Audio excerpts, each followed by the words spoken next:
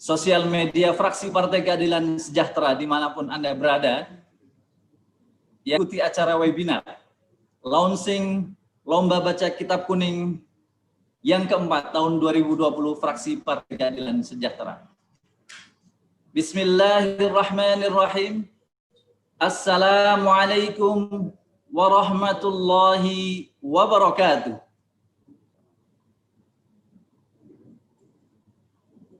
Muhammad misbahid dhalam salatan tasfina biha minad da'i wal asqam wa ala alihi wa ashabihi wa man tabi'ahum bi ihsanin ila yaumiz ziyam. Hudratil muhtaramin, para alim ulama, para kiai, para sepuh bini sepuh, al-akhas, kepada Syekhun Al-Karim Al-Habib Dr. Salim Segaf Al-Jufri, Ketua Majelis Syuro Partai Keadilan Sejahtera, Syekhun Al-Karim Kiai Haji Dr. Jazuli Juwaini, Ketua Fraksi Partai Keadilan Sejahtera DPR RI, para pembicara fraksi PKS DPR RI, kemudian Twitter, dan juga link Zoom YouTube PKS TV DPR RI. Hadirin, hadirat, dan para pemirsa dimanapun Anda berada. Tanpa berpanjang kalam, mari kita buka saja acara ini dengan membaca suratul Fatihah. Ala hadhihi niyah wa kulli niyatin shalihah. Al-Fatihah. Alhamdulillahi rabbil alamin ar-rahmanir rahim. Iyyaka na'budu wa iyyaka nasta'in. Shiratal mustaqim. Shiratal ladzina an'amta 'alaihim ghairil maghdubi. Hadirin hadirat dan para pemirsa dimanapun Anda berada, sebagaimana kita ketahui beberapa bulan belakangan ini banyak sekali para ulama dan tokoh-tokoh pendidik kita yang telah mendahului kita. Dan ini bisa dikatakan sebagai amul husni bagi kita semuanya, di antaranya bagi keluarga besar Partai Keadilan Sejahtera, juga telah meninggal dunia Bapak Kiai Haji Hilmi Aminuddin dan beberapa asatidz yang lain, dan juga yang terakhir adalah pengasuh pondok modern Gontor, Bapak Kiai Haji Syukri Abdullah Zarkasi, sebagaimana kita ketahui meninggal dunia pada sore hari kemarin. Oleh karenanya, pada kesempatan yang baik ini, marilah kita mendoakan para almarhum dengan mengirimkan bacaan suratul Fatihah untuk almarhum semuanya. Al-Fatihah ila ruhi Kiai Haji Hilmi Aminuddin wa Kiai Haji Syukri Abdullah Zarkasi. Lahumul Fatihah. A'udzu billahi minasyaitonir rajim. Bismillahirrahmanirrahim. Alhamdulillahirabbil alamin arrahmanir rahim. Iyyaka na'budu wa iyyaka nasta'in. Ihdinas siratal mustaqim. Shiratal ladzina an'amta 'alaihim ghairil maghdubi 'alaihim waladdallin. Amin ya rabbal alamin. Jazakumullahu khairan katsiran atas kesediaannya. Hadirin hadirat yang berbahagia dimanapun Anda berada, marilah kita awali acara yang baik ini dengan membaca basmalah bersama-sama. Bismillahirrahmanirrahim. Kemudian dilanjutkan dengan menyanyikan lagu Indonesia Raya.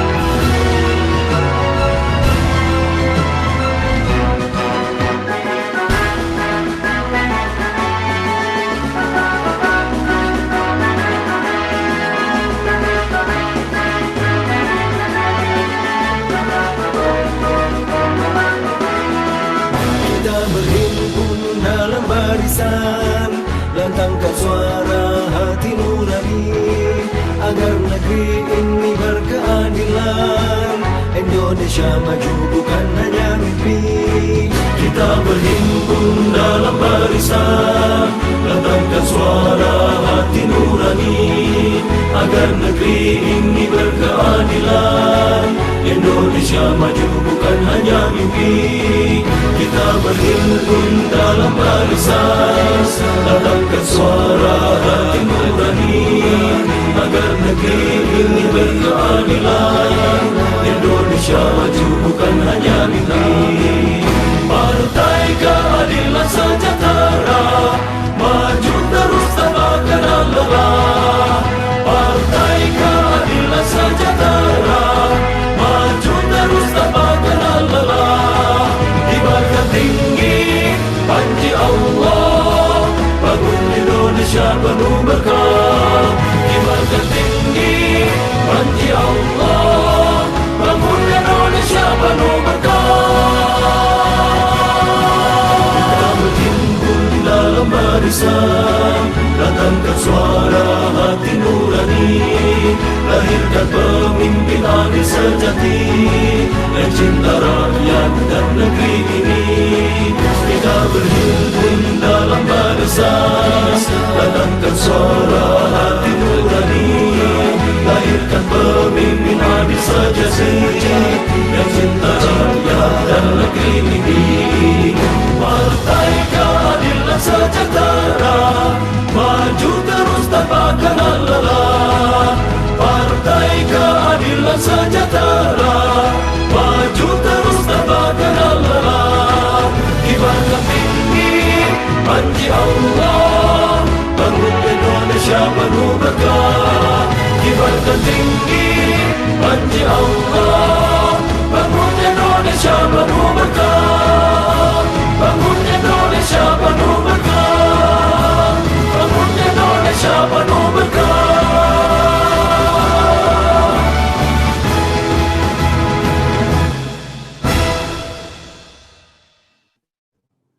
Allahu Akbar, merdeka. Jazakumullah khairan katsiran pada para pemirsa dimanapun Anda berada. Dan kami menyapa selamat siang untuk kita semuanya. Bagi yang baru bergabung di webinar ini melalui laman dimanapun, melalui sosial media, baik itu link Zoom, link Facebook, Fraksi Partai Keadilan Sejahtera, Twitter, dan juga Instagram, serta TV Fraksi PKS. Ahlan wa sahlan kepada Profesor Dr. Az-Zahra yang baru muncul. Assalamualaikum Profesor. Assalamualaikum warahmatullahi wabarakatuh. Jazakumullah khairan atas kehadirannya. Semuanya sudah lengkap, Profesor? Alhamdulillah, saya sudah melihat tadi. Baiklah hadirin hadirat yang berbahagia serta para pemirsa media sosial dimanapun Anda berada.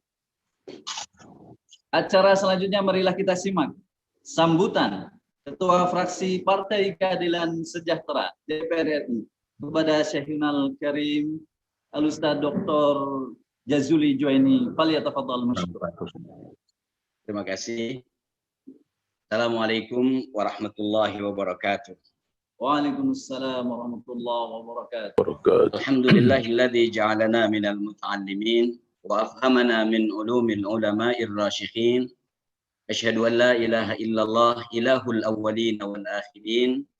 Wa asyhadu anna sayyidana Muhammadan abduhu wa rasuluhu al-mab'us rahmatan lil alamin. Allahumma salli wa sallim ala sayyidina Muhammadin wa ala alihi wa sahbihi ajma'in, amma ba'du. Faqad qala Allah Ta'ala fi kitabihil karim, a'udzu billahi minasy syaithanir rajim, bismillahirrahmanirrahim, innama yakhsyallaha min ibadihil ulama. Wa qala fi ayatin ukhra, yarfa'illahu alladhina amanu minkum walladhina utul ilma darajat. Shadaqallahul azim. Yang sama-sama kita hormati, kita muliakan, kita banggakan guru kita bersama, Ketua Majelis Syuro Partai Keadilan Sejahtera Al-Habib Dr. Salim Segaf Al-Jufri, mat'anallahu bituli hayatihi wa na'afa'ana bi'ulumihi fid dharaini amin. Dan sama-sama kita hormati, kita cintai Ustadz Dr. H.M. Hidayat Nur Wahid, Wakil Ketua MPR RI, yang pada hari ini insya Allah akan menjadi pembicara. Yang sama-sama kita cintai, kita hormati, kita muliakan Profesor Dr. Ahmad Zahro Al-Hafiz. Jazakallah khair, Profesor yang telah berkenan untuk bergabung dengan fraksi PKS pada siang hari ini dalam rangka launching acara lomba baca kitab kuning yang keempat oleh fraksi Partai Keadilan Sejahtera dalam rangka memperingati Hari Santri Nasional. Para anggota fraksi PKS, pimpinan fraksi PKS dari pusat sampai daerah yang saya cintai, seluruh staf ahli dan seluruh pemirsa, baik lewat Zoom, lewat YouTube, lewat Facebook dan seterusnya, yang semoga dimuliakan oleh Allah Subhanahu wa Ta'ala. Alhamdulillah, kita bersyukur kepada Allah Subhanahu wa Ta'ala pada siang hari ini diperkenankan oleh Allah untuk sama-sama bertemu dengan perangkat yang sangat terbatas, yaitu melalui virtual. Tetapi karena cinta kita kepada para ulama, cinta kita kepada fraksi, kepada santri, cinta kita kepada Negara Kesatuan Republik Indonesia, dengan keterbatasan ini kita tetap semangat memperingati Hari Santri Nasional, yaitu yang jatuh pada tanggal 22 Oktober. Atas nama keluarga besar fraksi PKS dari pusat sampai daerah, sangat bersyukur kepada Allah dan berterima kasih.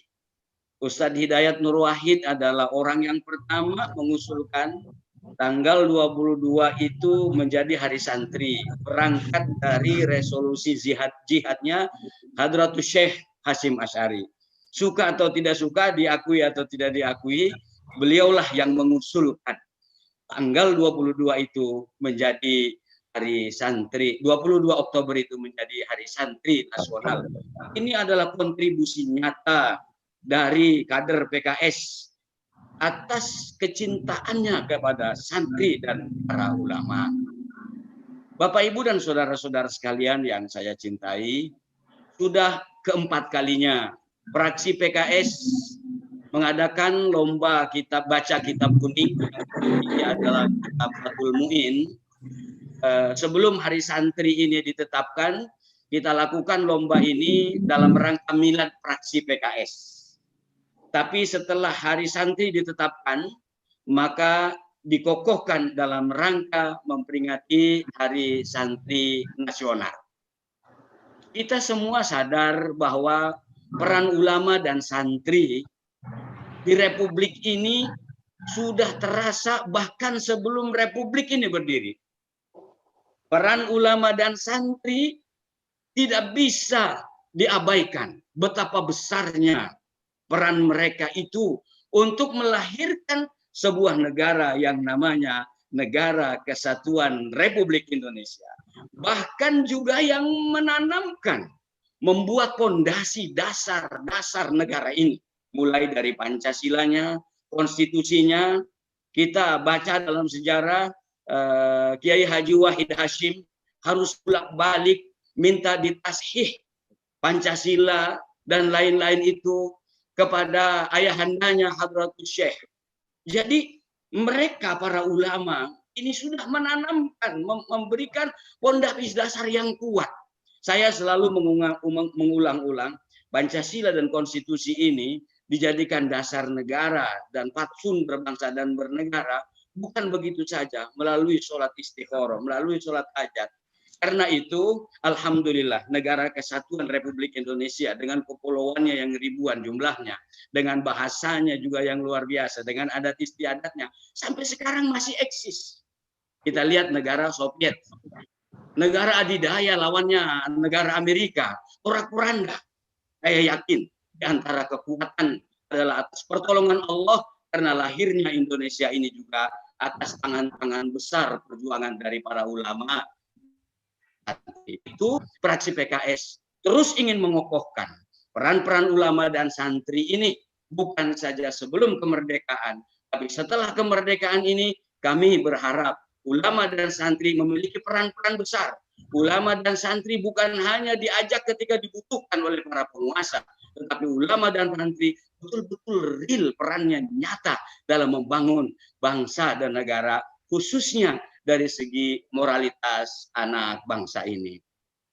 Bapak, Ibu, dan saudara-saudara sekalian yang dimuliakan Allah Subhanahu wa Ta'ala, lomba baca kitab kuning ini juga diharapkan agar muda-mudi Indonesia, putra-putri Indonesia mencintai bahasa Arab. Karena kitab kuning ini sebuah istilah yang biasanya digunakan untuk buku-buku atau literatur yang berbahasa Arab tanpa baris. Dan itu tidak bisa dibaca kecuali orang-orang yang memahami ilmu nahwu sorof yang kuat.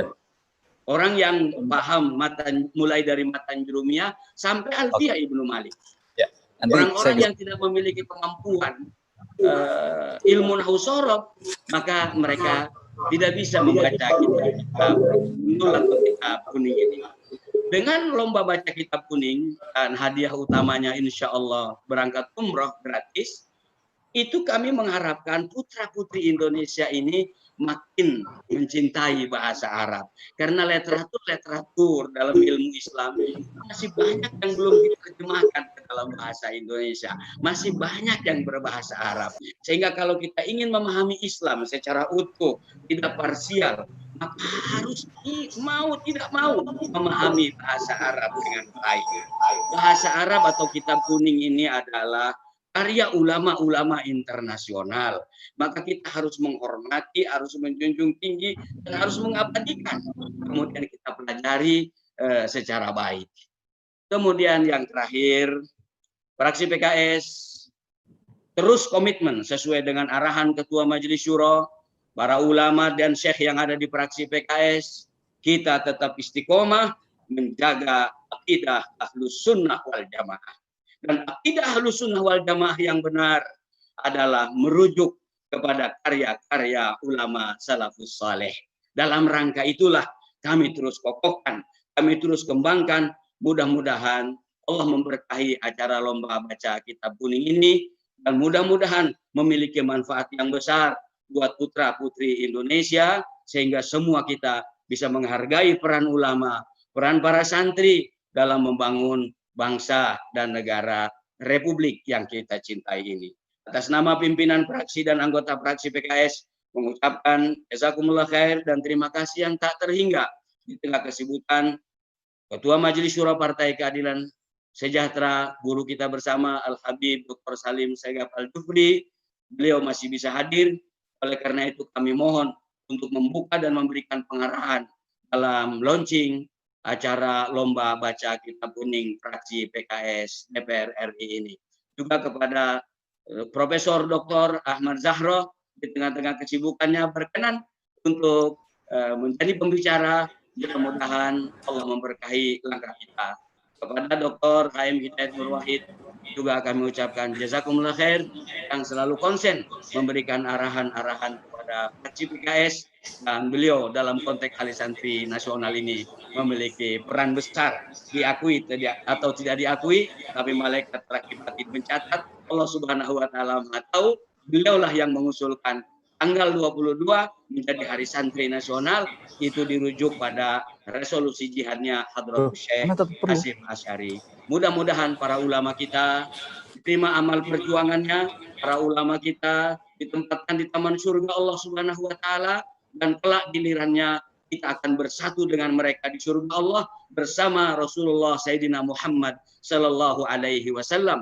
Ala hadhihi wa kullu niyatin salihah wa ila hadratin Nabi al-Fatihah. A'udzu billahi minasyaitonir rajim. Bismillahirrahmanirrahim. Alhamdulillahirabbil alamin. Arrahmanir rahim. Maliki yaumiddin. Iyyaka na'budu wa iyyaka nasta'in. Iyyaka na'budu shiratal ladzina an'amta 'alaihim ghairil maghdubi 'alaihim waladdallin. Amin. Kepada para peserta, selamat mengikuti lomba dan menikmati persembahan fraksi PKS lomba baca kitab kuning yang keempat ini. Mudah-mudahan kalian pada jadi juara. Terima kasih sekali lagi. Wallahul muwaffiq ila aqwamit thariq. Wassalamualaikum warahmatullahi wabarakatuh. Waalaikumsalam warahmatullahi wabarakatuh. Jazakumullah khairan katsiran kepada Al-Ustadz Ketua Fraksi Partai Keadilan Sejahtera, Syekhuna Al-Karim Kiai Haji Dr. Jazuli Juwaini yang telah menyampaikan sambutannya. Hadirin hadirat yang berbahagia, para pemirsa dimanapun Anda berada, marilah kita ke acara berikutnya, yaitu kami mohon dengan hormat arahan, serta sekaligus nanti membuka secara resmi Lomba Baca Kitab Kuning Fraksi Partai Keadilan Sejahtera yang keempat kepada Ketua Majelis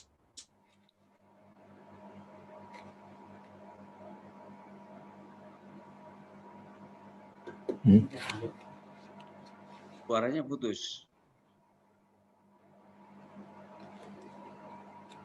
Putus ya. Tafadhal Ustaz. Jazakumullah khair.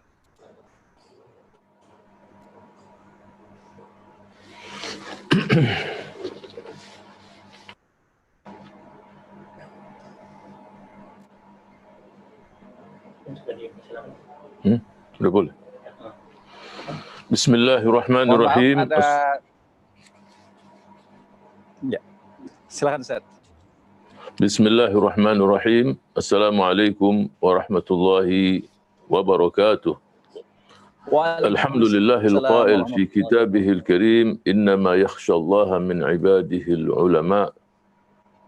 Ashhadu an la ilaha illallah wa ashhadu anna sayyidana wa nabiyyana wa habibana wa maulana Muhammadan abduhu wa rasuluh as-sadiqul wa'dil amin.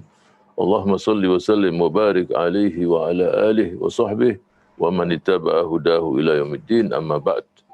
Allahumma la sahla illa ma ja'altahu sahla wa anta taj'alul hazna idza syi'ta sahla.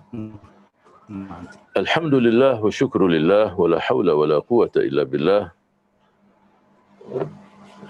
Yang saya hormati saudara kami Dr. Hidayat Nur Wahid, Wakil Ketua MPR RI. Yang saya hormati saudara saya Profesor Dr. Ahmad Zahra. Dan yang saya hormati juga Ketua Fraksi PKS DPR RI yang saya banggakan, saya cintai. Saudara-saudara sebangsa dan setanah air, para pemirsa, wabil khusus para peserta lomba Baca Kitab Kuning anak-anakku yang aku cintai dan aku banggakan. Alhamdulillah, kita bersyukur Allah mempertemukan kita semua di siang hari ini dalam rangka memperingati Hari Santri Nasional yang merupakan reaktualisasi dari resolusi jihad yang dikeluarkan para ulama pada 22 Oktober 1945 dahulu. Resolusi itu merupakan jawaban dari para ulama atas pertanyaan Bung Karno yang baru diangkat sebagai Presiden RI pertama. Hukumnya membela tanah air, ini pertanyaan dari Presiden kita yang pertama. Bagaimana hukumnya membela tanah air yang akan diserang kembali oleh kaum penjajah? Tentu saja para ulama yang dipimpin Hadratus Syekh Kiai Haji Hasim Asy'ari menjawab dengan tegas bahwa berjuang mempertahankan kemerdekaan Republik Indonesia adalah jihad fi sabilillah, dan orang yang gugur dalam perjuangan membela tanah air dinyatakan mati syahid. Fraksi PKS Partai Keadilan Sejahtera memiliki cara unik untuk memperingati Hari Santri Nasional dan Resolusi Jihad. Jazakallah khair Dr. Hidayat yang mencetuskan gagasan ini, insyaallah menjadi sedekah jariah untuk kita semua.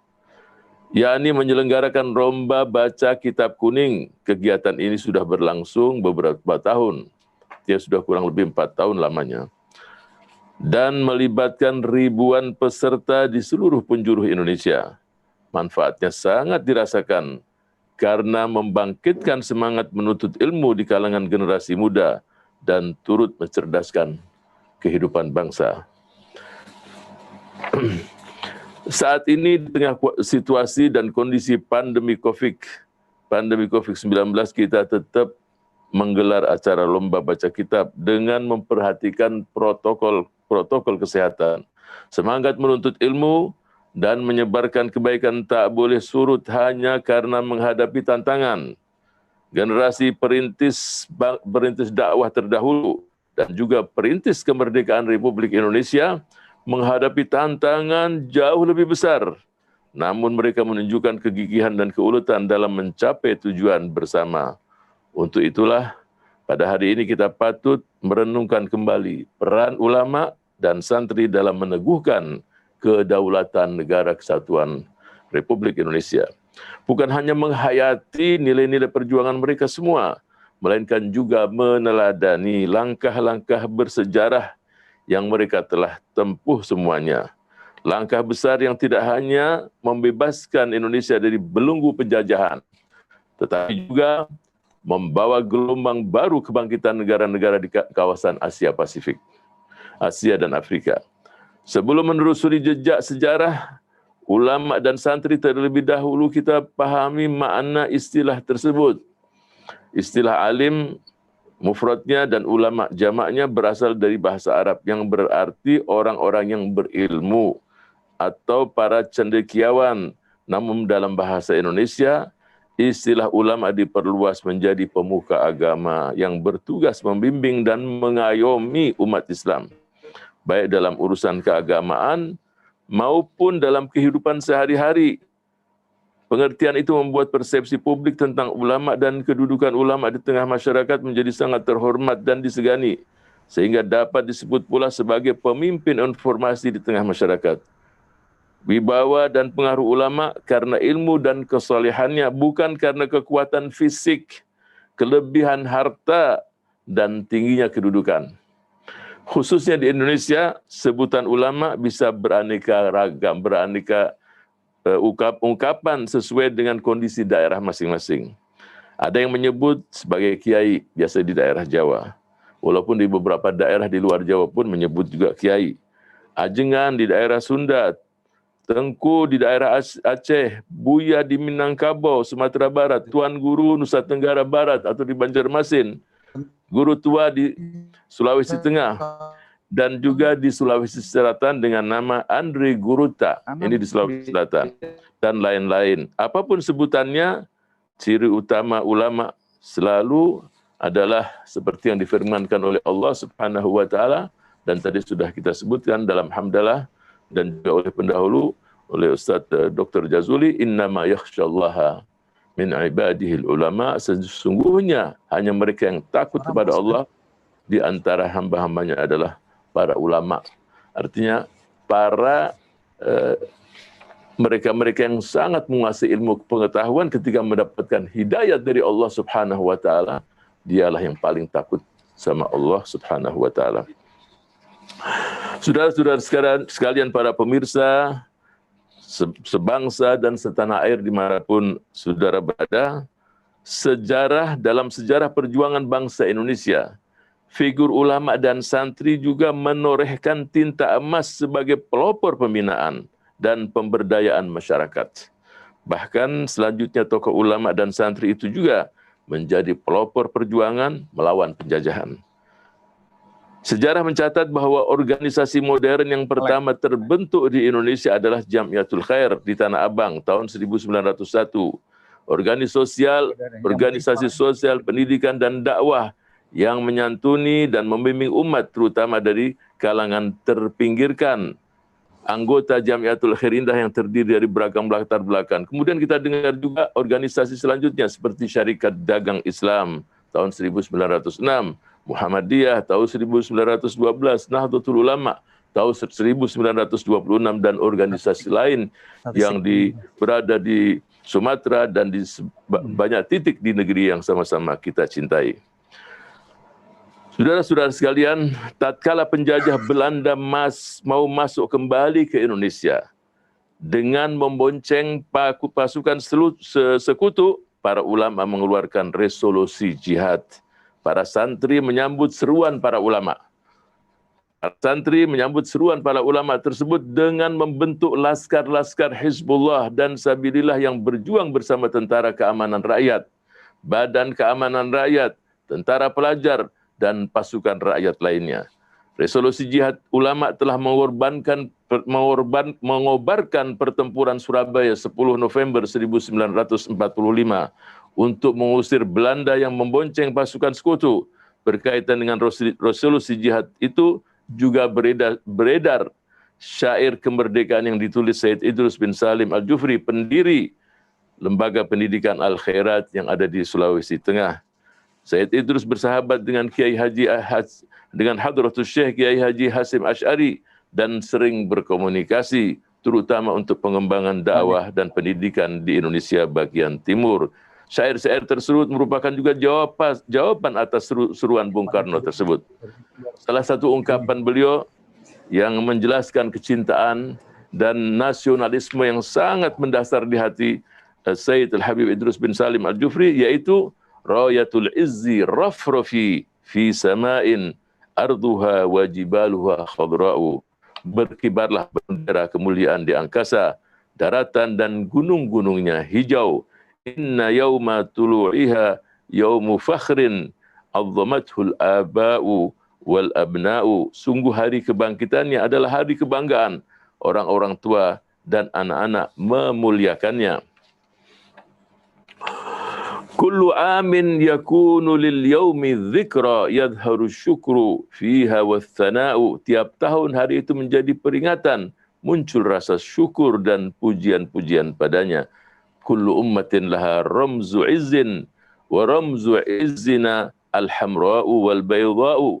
Tiap bangsa memiliki simbol kemuliaan dan simbol kemuliaan kami adalah merah dan putih. Kemudian ada ungkapan juga yang ditujukan kepada presiden saat itu, pada Bung Karno.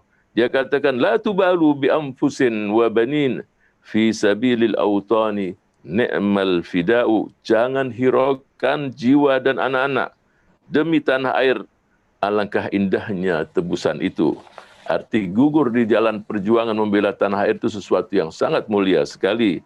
Kemudian dia katakan pula kepada Bung Karno saat itu, wa'muru lil biladi hissan wa ma'nan wa barhinu lil mala'i annakum akfa'u. Makmurkanlah untuk negara pembangunan material dan spiritual. Buktikan kepada masyarakat bahwa kamu mampu. Ayyadallahu mulkakum wa kafakum kullu syarrin tahukuhul a'da'u. Semoga Allah membantu kekuasaanmu dan mencegahmu dari kejahatan yang direncanakan musuh-musuhmu. Saudara-saudara sekalian, sebangsa dan setanah air, para pemirsa dimanapun Anda berada, kedaulatan NKRI yang harus dijaga tidak hanya bersifat politik, yakni kedaulatan wilayah, teritorial, tetapi juga kedaulatan yang bersifat ekonomi dalam mengelola sumber daya alam dan manusia untuk kesejahteraan seluruh rakyat Indonesia. Kedaulatan pangan dan energi merupakan beberapa kunci penting untuk kemandirian dan kemajuan bangsa. Demikian pula kedaulatan dalam bidang kesehatan dan pengobatan.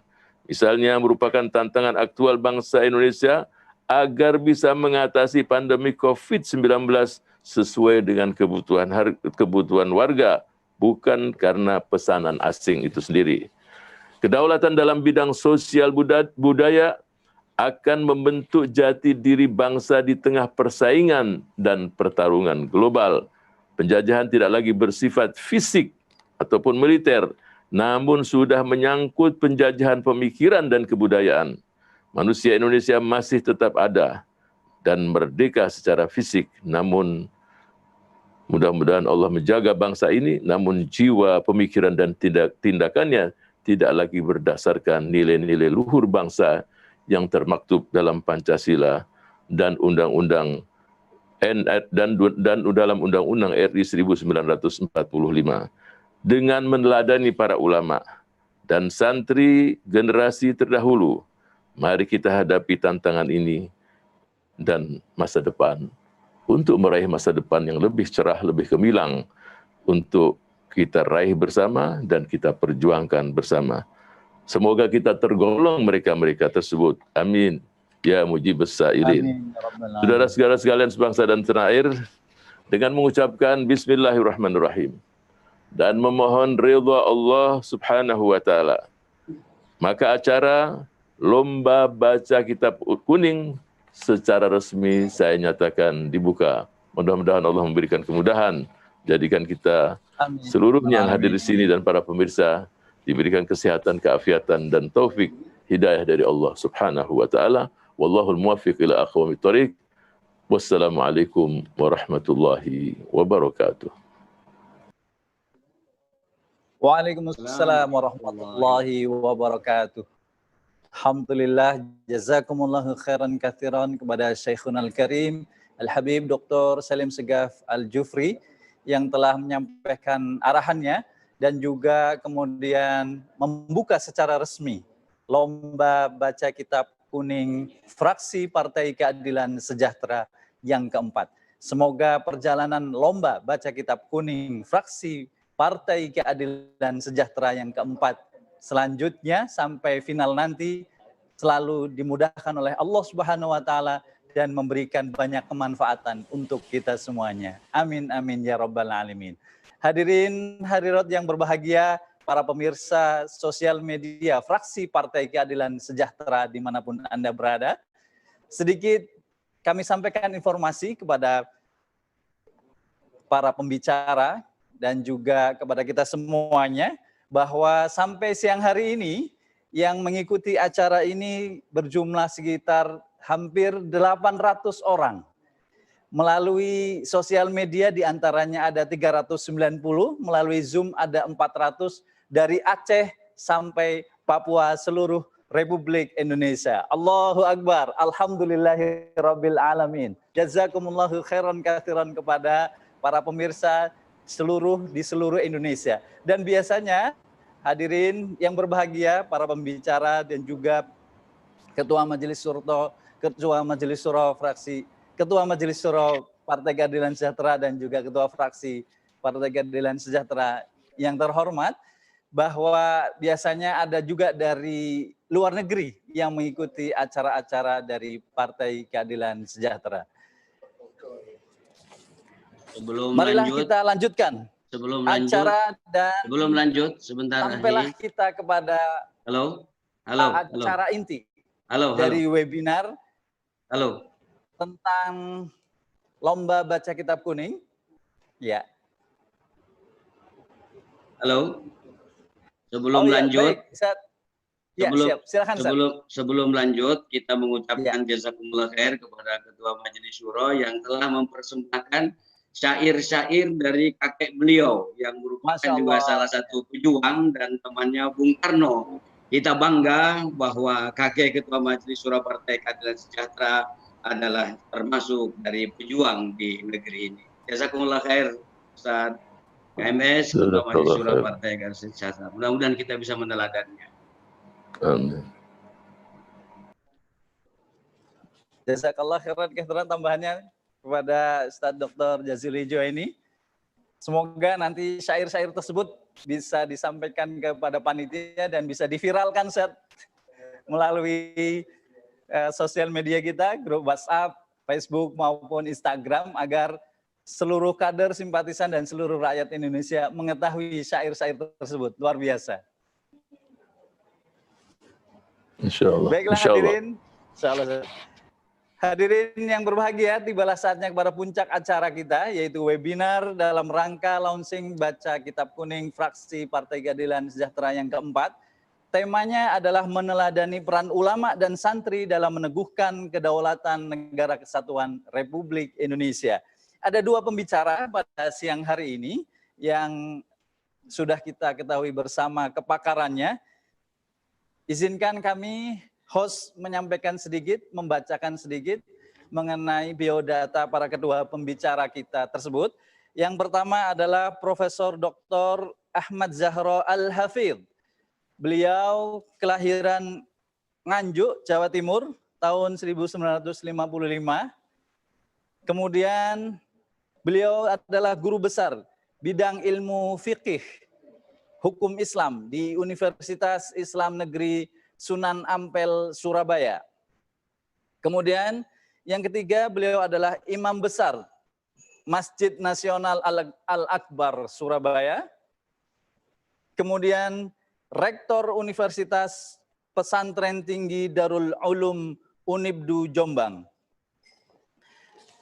Selain itu juga beliau sebagai ketua IPIM, Ikatan Persaudaraan Imam Masjid seluruh Indonesia. Luar biasa.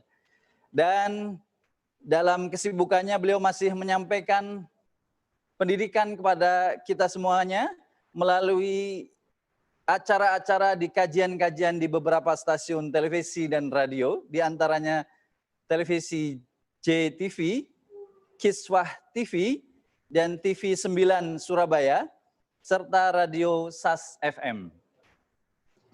Kemudian nanti pembicara yang kedua adalah Al-Ustadz Kiai Haji Dr. Haji Muhammad Hidayat Nur Wahid MA.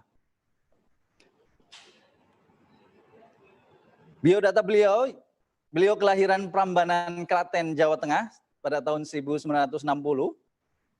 Wakil Ketua MPR RI periode 2019-2024, Ketua MPR yang ke-11 periode 2004-2009. Kemudian pendidikan S1, S2, dan S3 beliau di Universitas Islam Madinah, Saudi Arabia. Beliau juga salah satu deklarator dan presiden kedua Partai Keadilan Sejahtera. Kemudian beliau adalah alumni Pondok Pesantren Modern Darussalam Gontor dan diamanahkan sebagai Ketua 1 Badan Wakaf Pondok Pesantren Modern Darussalam Gontor, Jawa Timur. Hadirin hadirat yang berbahagia, para pemirsa dimanapun Anda berada, mari kita simak paparan webinar meneladani peran ulama dan santri dalam meneguhkan kedaulatan Negara Kesatuan Republik Indonesia. Pada kesempatan yang pertama kami mohon dengan hormat kepada Profesor Dr. Ahmad Zahro Al-Hafidh. Kepadanya kami persilahkan.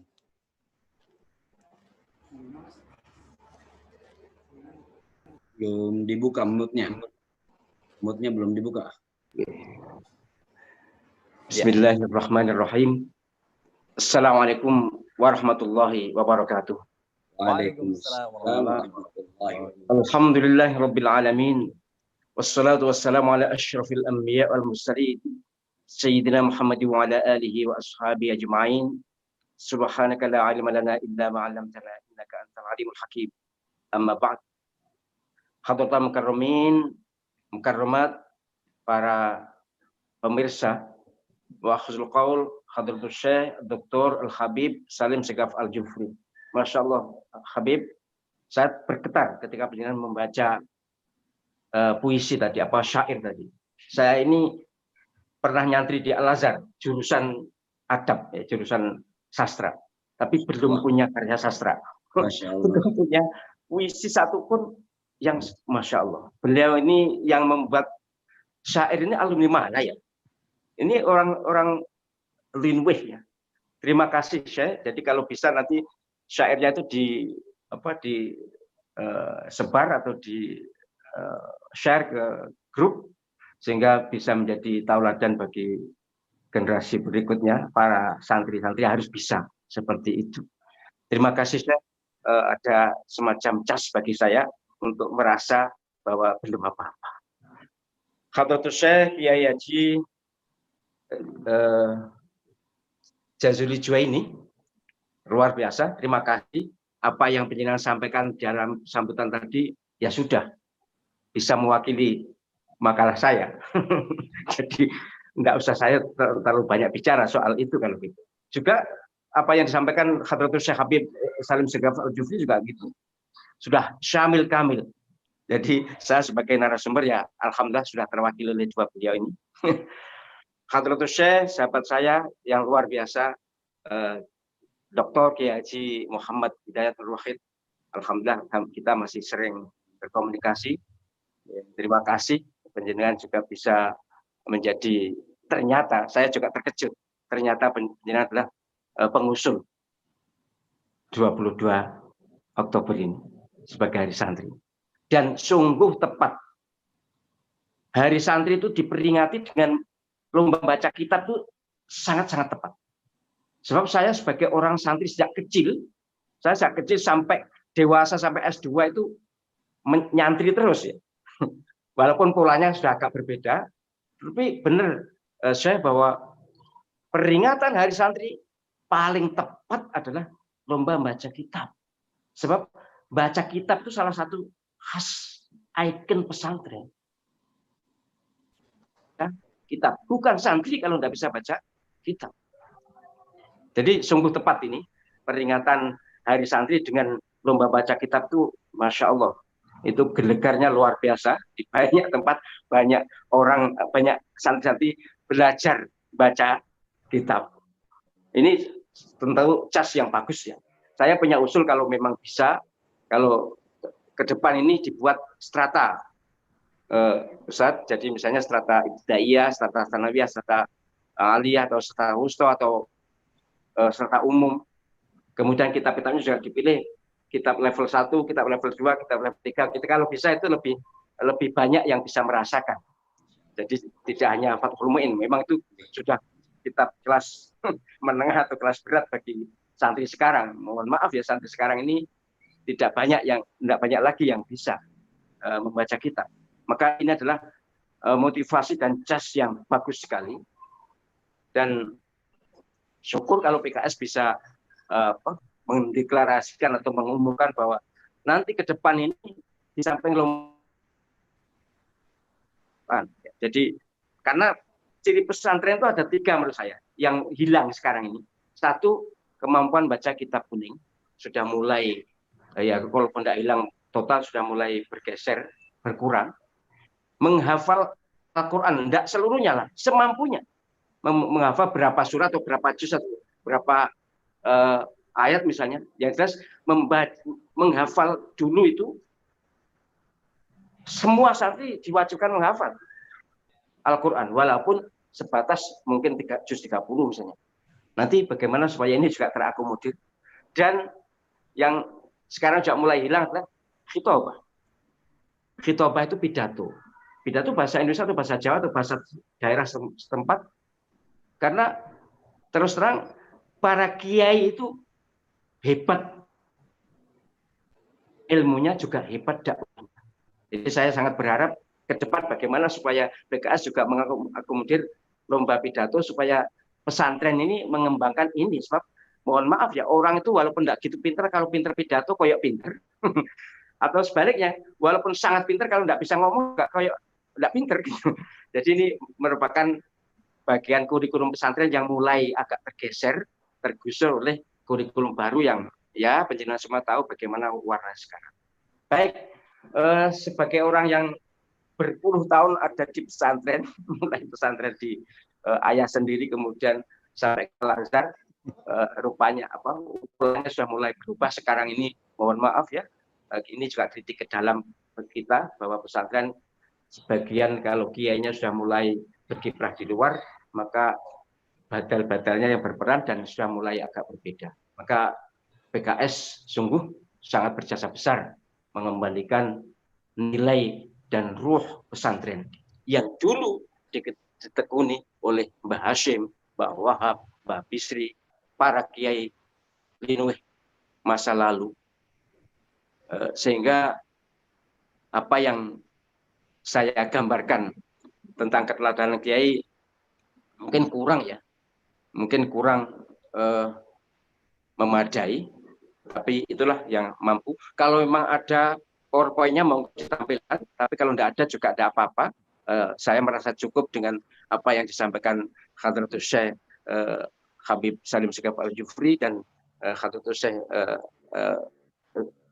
Juwaini untuk bahan yang terkait dengan perjuangan. Keteladanan kiai yang paling menonjol adalah ikhlas. Betul-betul berbuat apapun lillahi ta'ala. Dan ini ciri khas utama yang harus kita teladani. Bahkan dapat kita katakan, nek gak ikhlas, kalau ndak ikhlas ya bukan kiai. Kalau ndak ikhlas ya bukan ulama. Karena ini ruh pertama kali, ikhlas. Ya kata ikhlas itu tentu bukan berarti garingan atau tanpa apa-apa. Ya ikhlas pokoknya hati ini betul-betul bersih mengharap ridho Allah. Soal ada imbalan atau tidak ada imbalan itu soal lain. Bukan menjadi tujuan tapi menjadi bagian kelaziman dalam hidup. Tapi bersih hatinya dalam melaksanakan apapun. Ibtigha amadatillah. Oh ya, ini nilai keteladanan kiai yang bisa saya munculkan, tapi tentu pasti banyak yang kurang, tapi saya ingin menekankan bagian-bagian terpenting aja. Yang kedua, santun. Setahu saya di seluruh Indonesia ini, kalau disebut kiai pasti santun. Bahkan misalnya seperti Yai Hamid Pasuruan itu dengan santri muda, santri kecil pun bosok, bahasa Jawa halus. Dan sudah lazim di mana-mana kiai atau punya itu dengan santrinya, moga-moga bisa difahami ya, bosok itu pakai bahasa halus. Itu untuk mendidik mereka. Jadi santri kiai ngalah merendah pakai bahasa yang sama dengan mereka, bahasa halus, kromo, supaya mereka latihan bahasa halus. Dan nyatanya santri, Masya Allah, kalau sudah menyangkut akhlak, ya mohon maaf tanpa merendahkan lembaga pendidikan lain, tapi kalau sudah menyangkut akhlak, pesantren punya kiat yang luar biasa.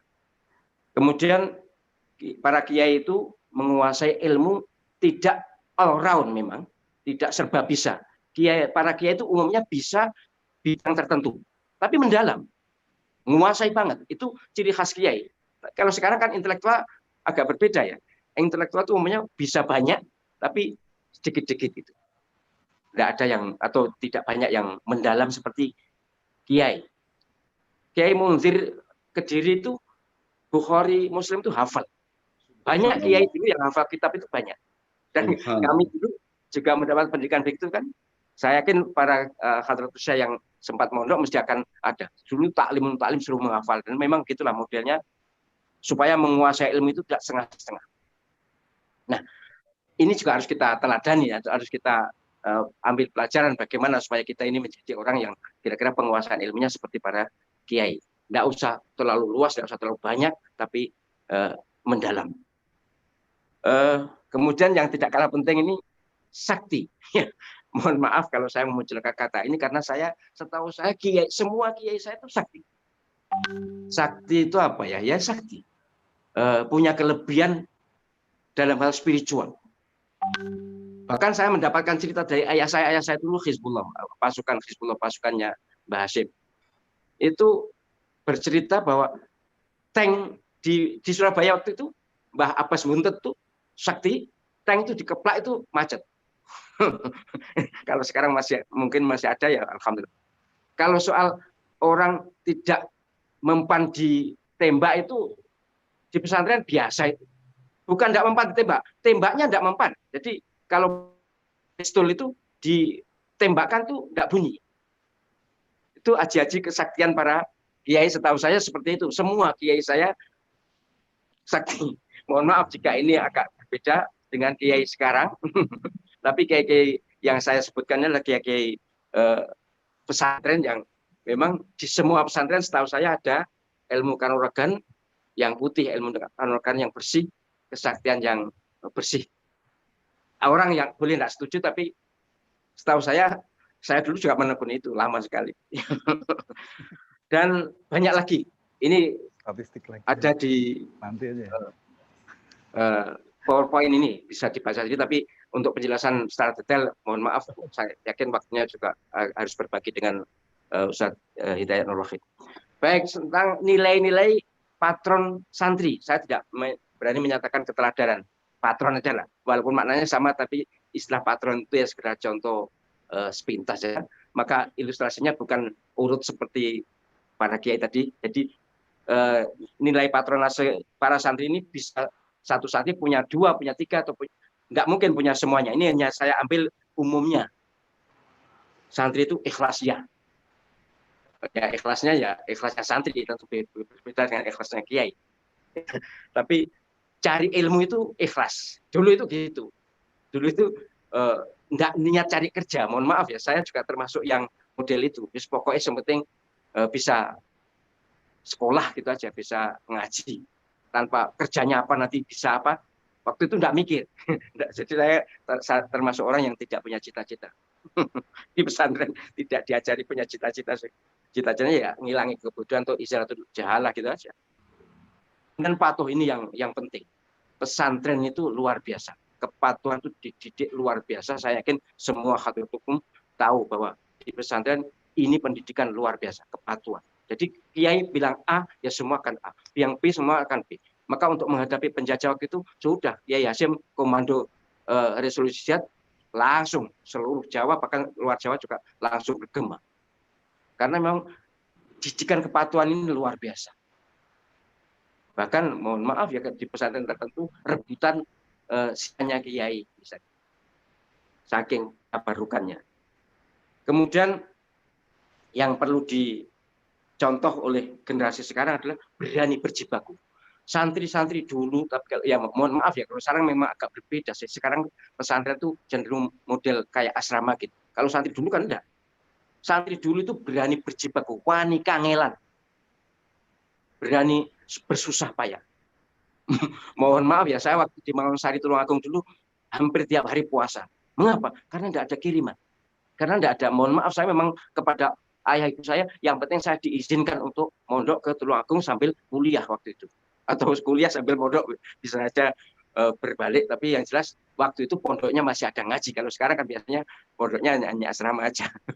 Tapi yang jelas waktu itu berani begitu. Dan bukan hanya saya, teman-teman rata-rata memang enggak seberapa mendapatkan kiriman dan kuat puasa. Saya terus terang berbulan-bulan sebelum dapat beasiswa harus puasa karena memang enggak minta kiriman. Bukanya jam 10 malam, sahurnya jam 10 malam itu. Dari mana? Bukannya mencari sisa-sisa makanan teman-teman di dapur. Kemudian dicuci lalu dimakan. Karena memang tidak ada sih.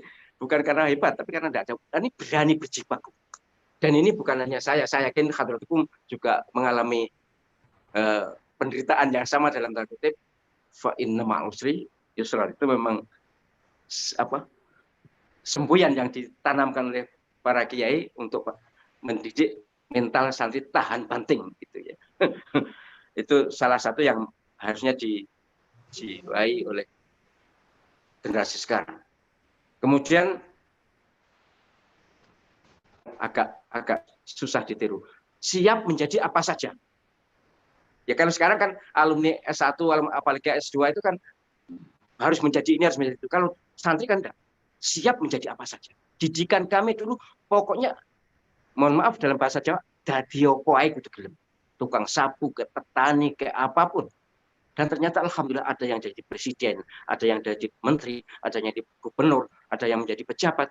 Memang tetap ada yang jadi petani juga, tetap ada yang jadi tukang sapu juga. Tapi ini sudah disiapkan dari pesantren. Maka saya katakan bahwa saya termasuk orang yang tidak punya cita-cita. Karena dulu didikannya bukan cita-cita apa. Enggak. Jadi pokoknya belajar dan belajar. Dan pendidikan mandiri itu luar biasa. Nah ini yang sekarang agak hilang. Dari kalangan pesantren pun suka mulai agak hilang. Karena memang godaan sosial sekitar memang ada. Gitu. Maka harus kita kembalikan. Orang cari ilmu itu harus berani jadi apa saja. Itu menurut saya yang perlu dikembangkan lagi atau perlu digaungkan. Baik itu soal santri. Sekarang bagaimana perjuangan andil pengorbanan para ulama, para santri sebagaimana dipaparkan oleh Syekh Salim Segaf Al-Jufri juga saya jiwa ini sungguh benar bahwa negeri ini dalam keyakinan tulus saya tidak akan merdeka kalau tidak ada perjuangan kiai santri. Awang baru 3 bulan merdeka langsung londo teko meneh. Belanda datang lagi, agresi lagi. Tanpa resolusi jihad kayaknya mohon maaf ya, enggak ada perang 10 November, enggak ada. Hampir pasti nyungsep semuanya. Ya, saya mohon maaf, menurut ayah saya di pertempuran 10 November itu enggak masuk akal. Senjatanya santri itu bambu runcing. Mereka meriam. Entahlah bagaimana, wallahu alam, saya juga sulit untuk menggambarkan. Ayah saya juga tidak bisa menggambarkan kenapa kok menang waktu itu. Ya karena maulah dari Allah SWT, ya takbir dari Bung Tomo, dan seterusnya bahwa NKRI ini sesungguhnya adalah, mohon maaf tanpa menyisihkan, tanpa mengabaikan kelompok lain, adalah perjuangan para kiai, para santri. Waktu itu kan belum ada TNI, belum ada ABRI. Yang berjuang ya sukarela. Dan apalagi fatwa jihadnya Mbah Hasyim sungguh menggema, menggelegar, menjadi bahan pencarian. Syahid itu dicari. Ini luar biasa. Kalau yang beragama Islam tentu sudah sangat maklum bahwa dalam pertempuran seperti itu kalau sudah fatwa ulama sudah tidak ada takut, itu hilang. Dan nyatanya alhamdulillah di luar dugaan, di luar perhitungan 10 November kok bisa menang. Mereka kocar-kacir kalah. Tanpa itu, andai kata 10 November kalah, ya kalah, gak sudah merdeka, tidak jadi merdeka. Ini jasa para ulama yang harus kita akui. Jangan sampai orang yang tak tahu apa-apa atau yang hanya kira-kira kemudian mengaku sebagai NKRI, harga mati, kemudian Pancasila dan sebagainya. Pancasila dan UUD 45 dan NKRI ini adalah hasil buah perjuangan para ulama, para tokoh.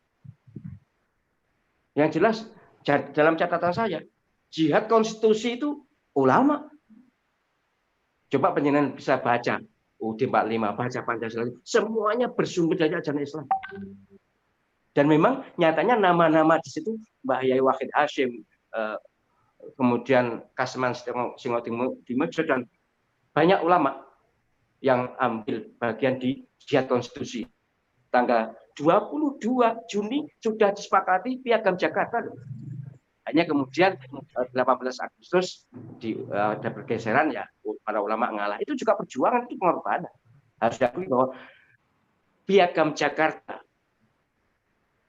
sila 1 diganti dengan ketuanya Yang Maha Esa itu, ya menurut saya adalah kehilangan ujeng dapat delek. Kehilangan ikan kecil dapat ikan besar. Ketuhanan Yang Maha Esa itu jauh lebih syamil kamil. Ya mohon maaf ini mungkin terlalu fanatik ya, tapi menurut saya kalau Piagam Jakarta itu ya ikan kecil, ikan tapi kecil. Ketuhanan Yang Maha Esa itu ikan tapi besar. Jadi blessing in disguise. Sengsara membawa nikmat. Itu 22 Juni loh. Bukan 1 Juni. Kemudian menjadi Pancasila itu 18 Agustus. Bukan 1 Juni. Mohon maaf, ini sejarah tidak boleh diingkari. 18 Agustus diresmikan Pancasila sebagai dasar negara itu 18 Agustus.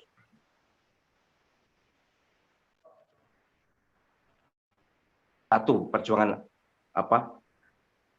jihad konstitusi. Kemudian ada juga totalitas jihad ya di 10 November itu. Kemudian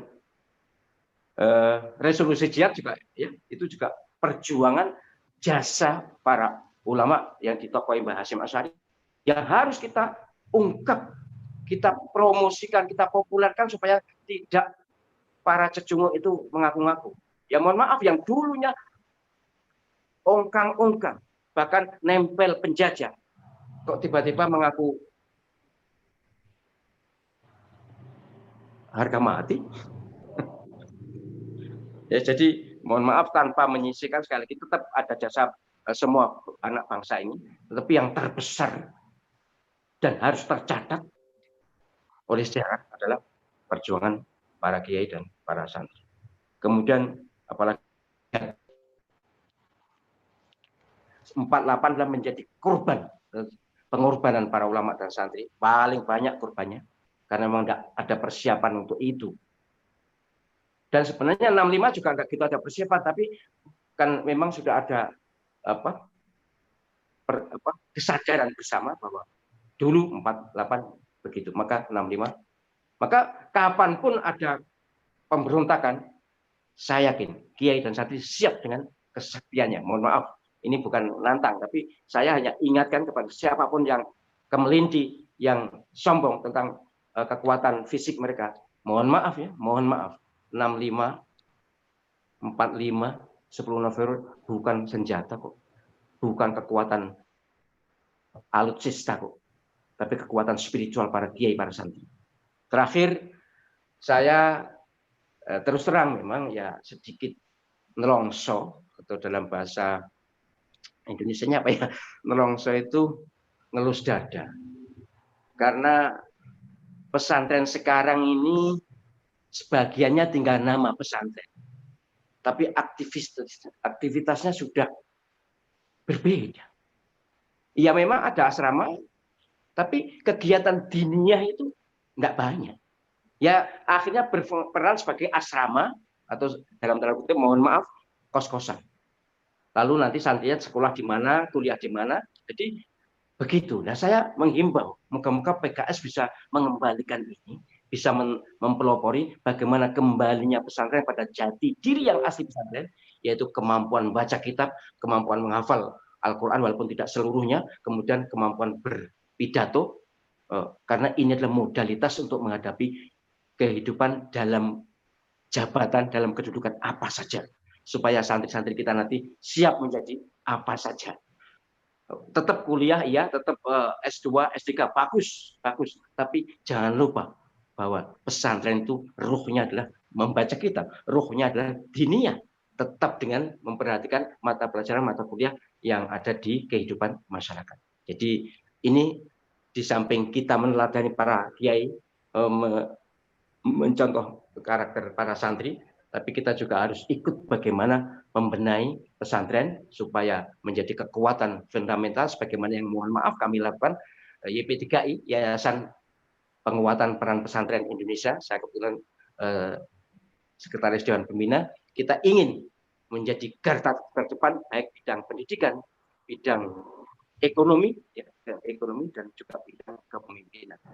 Mohon maaf pada MC, saya harus sedikit ralat, bukan apa. Saya memang pernah menjadi imam besar Masjid Akbar, tapi sudah selesai tahun 2019. Nanti dikira saya ngaku itu, enggak. Saya sudah purna dari imam besar itu, sudah ada penggantinya.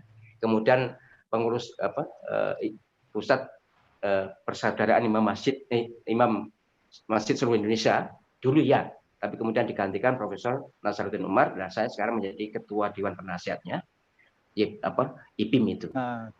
Ya, demikian. Baik. Insya Allah sahih. Terima kasih atas perhatiannya. Mohon maaf segala khilafah kesalahan. Subhanakallahumma wa bihamdika asyhadu an la ilaha illa anta astaghfiruka wa atubu ilaik. Wallahu muwaffiq ila aqwamit thoriq. Billahi taufiq wal hidayah. Ihdinas siratal mustaqim. Assalamualaikum warahmatullahi wabarakatuh. Waalaikumsalam warahmatullahi wabarakatuh.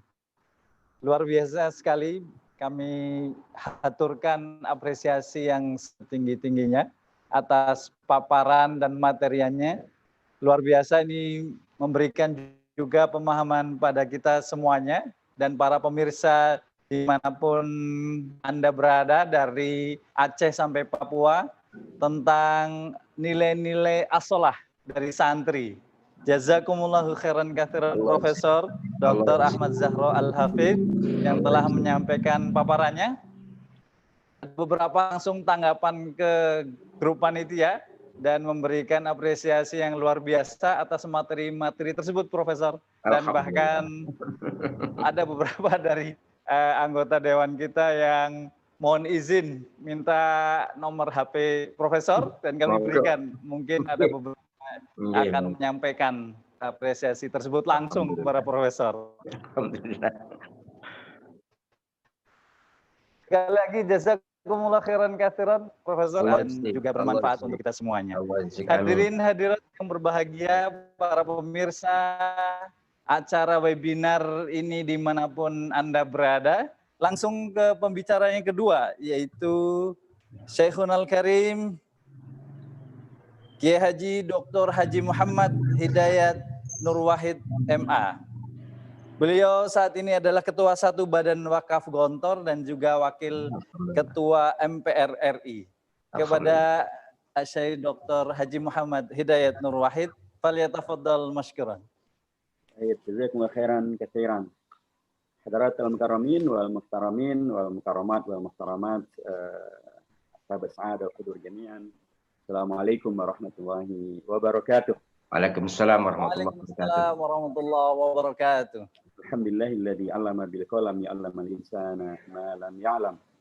Alhamdulillahilladzi arsala rasulahu sayyidana Muhammadin khairul anam mu'alliman wa mubasyiran wa nadhiran wa da'iyan ila Allahi bi'idnihi wa sirajan munira. Wa asyhadu an la ilaha illallah wahdahu la syarika lah wa asyhadu anna sayyidana Muhammadan abduhu wa rasuluhu wa safiyyuhu alladzi la nabiyya ba'da. Amma ba'd. Yang sangat kita hormati dan selalu kita doakan, kita muliakan guru kita, kiai kita yang alhamdulillah selalu berkenan menghadiri undangan dari fraksi PKS, dari PKS, Akhunul Fadil Profesor Dr. Kiai Haji Ahmad Zahra Al-Hafidh Hafizahullah wa yang an'amallahu bituli umr wa Amin. salih. Amin. Barakallahu fiik. Na'tas bil liqa bikum ya Syekhul Fadil. Alhamdulillah. Barakallahu fiik. Yang kita hormati tentu tiada kita, yang kita selalu doakan juga, kita cintai Kiai Haji Habib Dr. Salim Segaf Al-Jufri, yang beliau Ketua Majelis Syuro, tapi juga beliau dulu pernah menjadi Menteri Sosial dan pernah menjadi duta atau duta besar Republik Indonesia, yang luar biasa dan berpuasa penuh Saudi Arabia atau untuk Saudi Arabia dan juga untuk Kerajaan Oman waktu itu masih digabung. Dan tadi Prof. Ahmad Zahra menyampaikan tentang syair dari kakek beliau yang luar biasa, yang Luar biasa. juga oleh Dr. Jazil Juwaini, karena beliau sesungguhnya juga adalah cucu daripada pahlawan nasional, karena nanti Habib Al-Jufri kakek beliau itu diakui, dihargai oleh pemerintah atau diakui pemerintah sebagai pahlawan nasional. Jadi Alhamdulillah. PKS adalah satu partai unik, ada ketua Majelis Syuronya Habib dan cucu dari pahlawan nasional. Jadi kalau masih ada yang mempermasalahkan tentang nasionalismenya PKS ya kebangetan gitu. Dan tentu kepada Akhil Fadil Dr. Jazuli Juwaini, ketua fraksi PKS yang telah memimpin fraksi dengan sangat baik, termasuk juga menghadirkan sunnah hasanah nih Prof. Ini sesungguhnya kegiatan tentang baca musabaqah baca kitab kuning ini adalah sunnah hasanah dari beliau yang mengkreasikan, yang memutuskan dan menjadi sunnah hasanah. Alhamdulillah diikuti oleh yang lain, sangat bagus. Dan saya setuju dengan yang disampaikan oleh Prof. Ahmad Zahra tadi, agar ke depan ini dikembangkan gitu ya. Ada klasifikasinya, jadi jangan semuanya kelasnya adalah Fathul Mu'in gitu ya. Tentu ada kelas ibtidaiyah, kelas mutawassithah, kelas tsanawiyah, tapi juga mungkin sudah ada yang kelas bacaannya adalah Ihya Ulumuddin, nah, gitu, seperti di tempat yang lain itu. Jadi saya kira usulannya sangat bagus. Adapun tentang usulan beliau untuk lomba khitobah, alhamdulillah Prof, ini sudah dilakukan di fraksi juga. Oh ya? Tentunya memang agak meluas karena seperti kemarin misalnya ada, dan sekarang sedang berjalan, lomba pidato tentang geografi 4 tokoh nasional. Oh ya betul. Hasyim Asy'ari, tentang Ki Haji Ahmad Dahlan, tentang Bung Karno, dan tentang Panglima. Alhamdulillah, masya Allah. Ya. 5 tokoh. Masya Allah. 5 tokoh ya, ditambah juga dengan Bung Hatta ya. Ini seperti tawarudul khawatir ya Prof ya. Mungkin Masya Allah, sehati. Dan mujannadah sama ta'aruf sama talaf sama talaf. Jadi yang dipikirkan ternyata ya seperti yang dipikirkan oleh Jazuli Juwaini, oleh PKS, dan alhamdulillah semuanya ada kesampaian. Barakallahu fikum, mudah-mudahan ini adalah ada barokah dan mudah-mudahan akan menguatkan ukhuwah kita. Alhamdulillah. Insyaallah. Baik, saya akan lanjutkan saja apa yang juga telah disampaikan tadi, sekalipun saya agak sedikit mengklarifikasi juga ya. Tadi Jazuli mungkin terlalu semangat gitu. Santri. Sesungguhnya kalau usulan Hari Santri itu bukan saya mengusulkan. Usulan Hari Santri itu adalah sebuah dialog yang terjadi di pesantren Babu Salam di Kepanjen di Malang ya Prof ya. Itu dengan Kiai Haji Thoriq bin Ziyad ya dan para muridnya. Jadi waktu itu Pak Jokowi kampanye di sana, itu Pilpres tahun 2014. Kemudian beliau entah siapa yang memulai, tapi yang jelas di saat itulah kemudian muncullah pemberitaan tentang Pak Jokowi ini. Kalau saya baca di ini jejak digital ini memang katanya kejam gitu, karena semuanya masih ada semuanya. Pak Jokowi ini di koran apa namanya di kompas.com, malah di malangkompas.com. Pak Jokowi menyampaikan 1 Muharram nih menjadi Hari Santri Nasional, saya sanggupi. Itu wajib diperjuangkan, ujar Jokowi di Pondok Pesantren Babu Salam, Desa Banjarjo, Malang, Jawa Timur, Jumat hari Kamis tanggal 27 bulan 6 tahun 2014. Dan daripada pesantren Babu Salam adalah Kiai Haji Thoriq bin Ziyad. Jadi memang usulan Hari Santri itu adalah 1 Muharram. Dan itu oleh Pak Jokowi dinyatakan beliau sanggupi dan beliau wajib memperjuangkannya begitu. Nah, memang kemudian menjadi kok dari 1 Muharram berubah menjadi 22 Oktober. Nah, di sini yang kemudian memang menghadirkan jejak digital lagi sesungguhnya. Di jejak digital itu juga masih terekam dengan sangat bagus. Di tribunnews.com misalnya, di sana disampaikan bahwa ada pernyataan saya pada tanggal 25 Oktober tahun 2014. Saya sampaikan di PBNU bahwa saya setuju hari santri tentu saja, wong saya santri, masuk santri nggak setuju hari santri. Saya tidak pernah mengatakan hari santri itu sinting, itu bukan saya yang ngomong. Saya menyampaikan bahwa saya setuju hari santri, tetapi saya usulkan agar janganlah tanggal 1 Muharram, karena itu adalah hari umat Islam sedunia.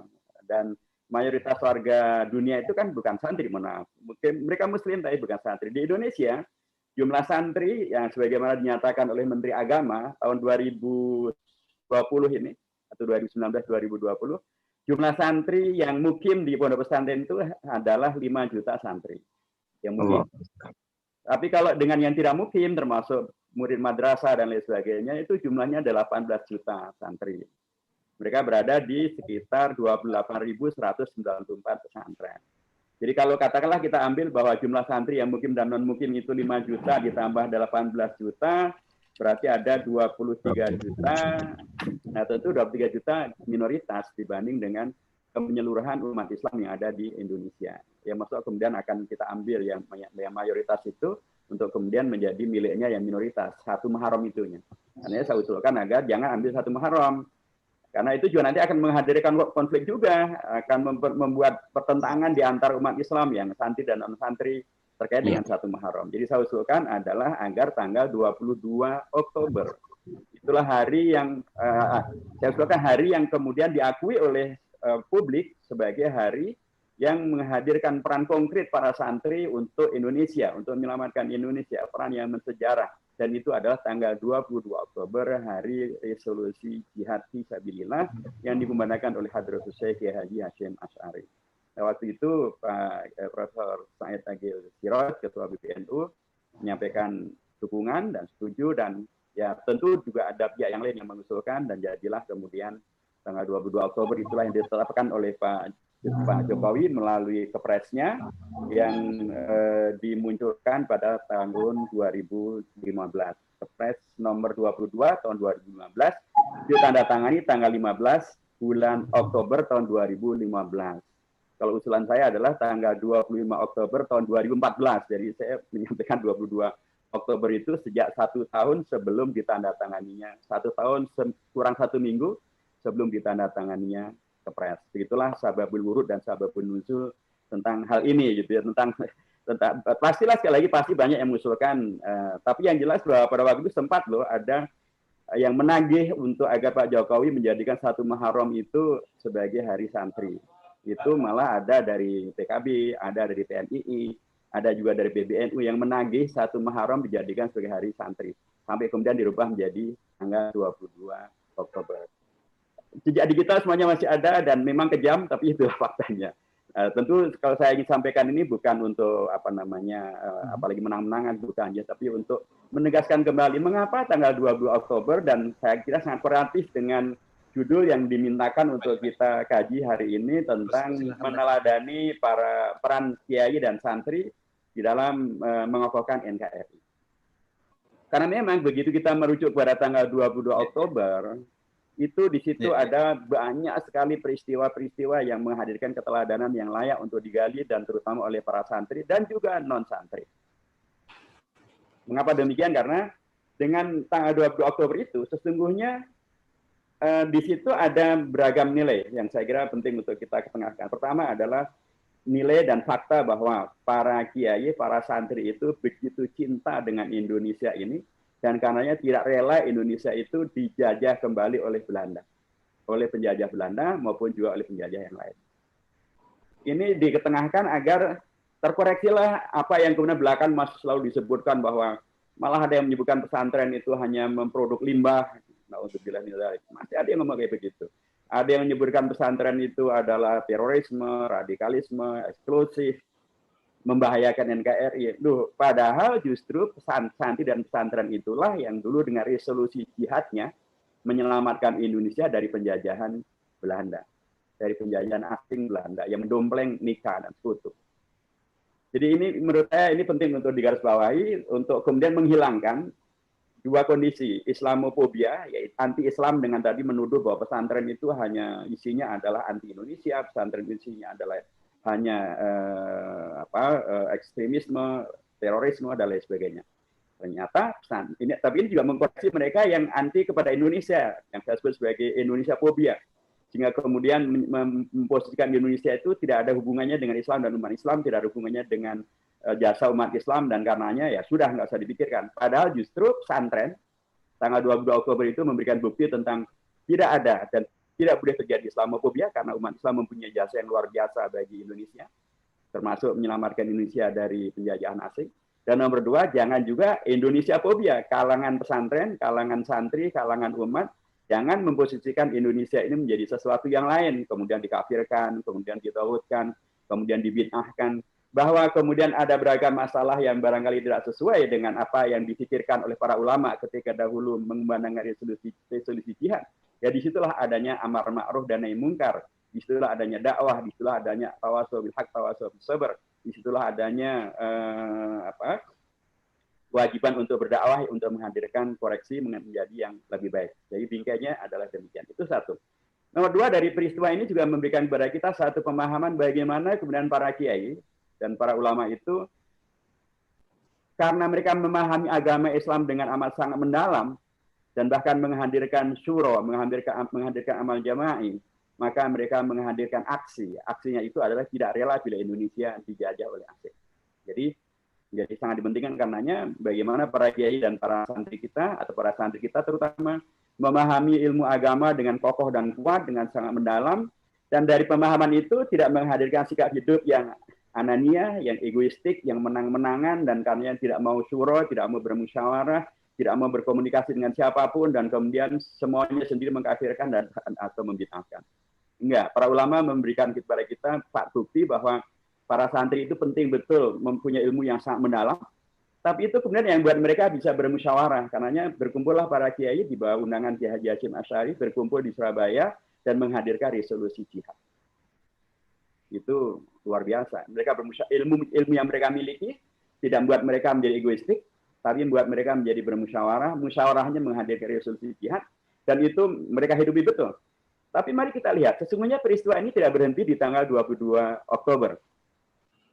Karena syuro itu dan dukungan terhadap resolusi jihad berlanjut sampai Kongres Umat Islam yang pertama yang diselenggarakan di Yogyakarta tanggal 7 November tahun 1945, 3 hari sebelum peristiwa 10 November. Jadi dari peristiwa resolusi jihad, kemudian para ulama berkumpul lagi di Jogja, menyelenggarakan Kongres Umat Islam yang pertama. Hasilnya ada dua. Pertama adalah mendukung resolusi jihad Hadratus Syekh Kiai Haji Hasyim Asy'ari 22 Oktober tahun 45. Mendukung.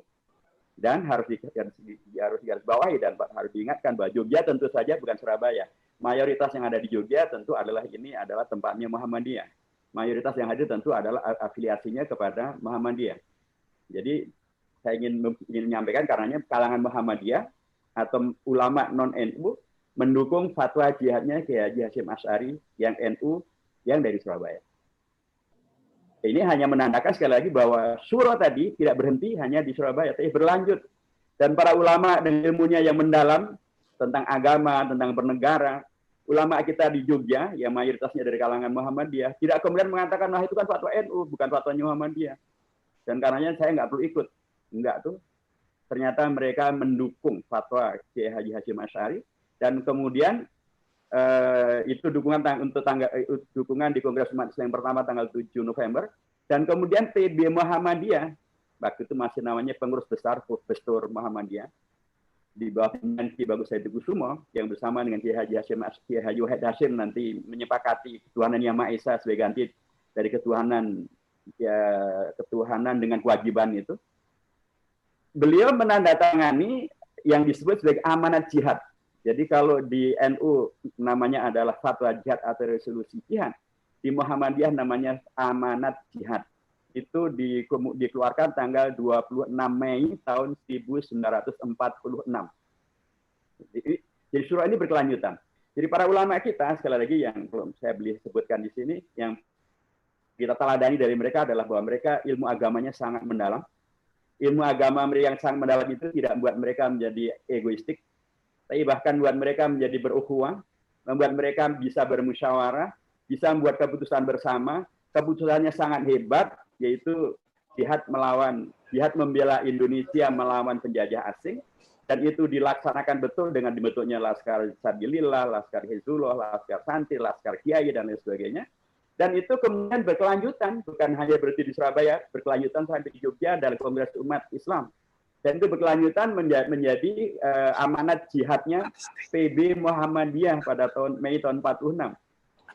Menurut saya ini adalah satu nilai yang layak untuk digarisbawahi. Dan ini yang layak untuk kemudian kita jadikan keteladanan. Karena belakangan yang dikoreksikan oleh Prof. Ahmad Zahra, para santri kita juga untuk berukhuwah. Kadang-kadang hanya karena latar belakang pesantren sudah tidak mau ketemu, latar belakang organisasi tidak mau ketemu, apalagi bermusyawarah, lebih suka untuk kemudian diadu domba oleh buzzer RP gitu. Atau kemudian karena sosial media kemudian lebih mudah untuk kemudian saling menstigma gitu. Padahal para kiai kita ini dalam peristiwa 22 Oktober memberikan keteladanan luar biasa. Ilmu agama mereka sangat dalam, karenanya mereka justru bermusyawarah, karena ilmu agama mereka membawa kepada wasyawirhum fil amri wa amrum syura bainahum, dan ma khaba man istasyara, dan Rasulullah memberikan keteladanan tentang bagaimana Quran dan hadis mereka. Ahlus sunnah wal jamaah mereka justru dengan bernama Ahlus sunnah wal jamaah. Wal jamaah itu pasti syura, enggak ada. Wal jamaah itu artinya adalah kemudian anti syura dan kemudian konflik. Nah, itu yang kedua. Yang ketiga menurut saya adalah ilmu mereka sekali lagi itu ilmu agama mereka yang sangat mendalam, yang kemudian membawa kepada adanya syura, kepada adanya ukhuwah, adanya ta'awun. Itu juga membuat mereka mencintai Indonesia. Nah, mencintai mereka terhadap Indonesia bukan dalam konteks chauvinistik. Red orang is my country, tapi ya kalau red is my country, kalau ada yang wrong atau ingin membawa kepada wrong, ya harus saya koreksi. Bagaimana Rasulullah pernah menyampaikan unsur akhaka zaliman aw madluman, qalu nansuru madluman ya Rasulullah, fa kaifa nansuru zaliman, qala kufu amdulmihi tansuruhu. Maka Rasulullah yang mengajarkan tentang afdalul jihad, qaul haq amama imamin jair. Jadi ya Indonesia dicintai oleh para ulama kita sehingga sudah muncullah resolusi jihad tadi itu. Tapi ketika kemudian terjadi penyimpangan, para ulama juga yang maju ke depan mengkoreksi. Apa buktinya? Ketika terjadi pemberontakan PKI, dan tadi Prof. Ahmad Zahra sudah menyampaikan korban terbesar kalangan santri, kalangan kiai, pesantren-pesantren, termasuk pesantren saya di Gontor, ditabrak oleh para PKI musuh itu. Apakah mereka kemudian membiarkan Indonesia tetap dijarah oleh PKI? Enggak. Mereka bangkit melawan, apalagi tahun 65. Ketika kemudian terjadi peristiwa di ITI, apakah kemudian para ulama kemudian membiarkan dan kemudian menghadiri kondisi yang membawa kepada hal yang tidak disepakati? Tidak juga. Ketika kemudian Indonesia dirubah oleh Belanda menjadi RIS, apakah kemudian para ulama dan kiai membiarkan Indonesia tetap jadi RIS? Enggak juga. Apa buktinya? Kan tampillah seorang santri dari murid daripada Hasan, itu adalah Muhammad Natsir. Beliau waktu itu adalah wakil ketua umum Persis, dan beliau waktu itu adalah ketua fraksi Partai Masyumi yang didirikan oleh Hadratus Syekh Haji Hasyim Asy'ari, dan beliau menjadi ketua umumnya. Dan tahun 50 itu Masyumi adalah satu-satunya partai Islam yang disepakati oleh NU, oleh Muhammadiyah, oleh Ormas Islam untuk kemudian hanya menampilkan satu partai Islam saja, yaitulah Partai Masyumi. Nah, santri yang adalah Muhammad Natsir yang di bawah Partai Masyumi yang didirikan oleh Kiai Haji Hasyim Asy'ari sebagai ketua umumnya, beliaulah yang maju ke depan mengkoreksi penyimpangan ini. Beliau tidak milih PKI, tidak milih DITI, beliau tidak milih RIS, tapi beliau memilih dalam pidatonya pada tanggal 3 April tahun 50 untuk mengembalikan Indonesia menjadi NKRI. Dan jadilah sekarang kita menjadi NKRI. Jadi kalau ada yang teriak NKRI mati tapi mencurigai umat Islam, mencurigai santri dan memojokkan mereka, mencurigai mereka pintar bahasa Arab, bisa hafid Al-Quran, good looking, tapi menjadi penyebar radikalisme. Ya, ini menurut saya jangan-jangan NKRI-nya masih mu'alaf. Mu'alaf NKRI. Karena nggak paham bahwa NKRI itu justru diselamatkan oleh santri yang good looking, yang pintar bahasa Arab, yang hafal Al-Quran, apakah hafal Al-Quran kamilan atau hafal Al-Qurannya adalah 3 kali surah Qul huwallahu ahad gitu ya. Tapi yang jelas adalah mereka santri. Jadi saya mengatakan bahwa warisan ini penting untuk diketengahkan, bahwa santri lah atau para kiai dan para santri yang mengajarkan kepada kita dengan ilmu agama mereka yang sangat luar biasa, membuat mereka berukhuwah, membuat mereka beramal jamaah, membuat mereka bersyura, dan kemudian membuat mereka mencintai Indonesia, mencintai dalam konteks unsur afaqal zaliman wa madluman, qala nansuru madluman, kaifa nansuru zaliman, qala kufu ang dzulmi tansuru. Tadi kalau red is my country, kalau orang ya kita koreksi supaya kemudian cinta kita ini bukan cinta buta. Di PKS Prof ada ungkapan babi tidak buta aja haram, apalagi babi buta. Jadi kalau sampai cintanya babi buta, haramnya 2 kali, kata ini jurusnya Kang Sunman, kata begitu. Jadi saya ingin mengakhiri dengan 3 prinsip tadi itu, menurut saya selain daripada yang telah disampaikan oleh Prof. Ahmad Zahra, Dr. Saleh Al-Jufri maupun juga Dr. Jadid juga, ini ilmu yang mendalam yang buat mereka justru bisa berukhuwah, beramal jamaah dan bertawun, bersyura, dan kemudian buat mereka mencintai Indonesia sampai juga merawat agar Indonesia tidak kemudian dibawa melenceng keluar dari Indonesia. Nah, itu mereka sudah kokohkan, wariskan, dan itulah yang kita lihat kemarin. Mengapa kemudian para ulama kita, NU Muhammadiyah, FPI, MUI, dan orang-orang yang lain menolak RUU HIP, dan bertemulah dengan kami di PKS yang di dalam parlemen yang menolak RUU HIP, dan juga Partai Demokrat. Inilah salah satu bukti bahwa kita melanjutkan perjuangan para ulama dan para kiai, para kiai di Kongres Umat Islam maupun juga di resolusi jihad maupun juga dalam konteks apa yang disampaikan amanat jihad, ya, amanat jihad, dan nanti yang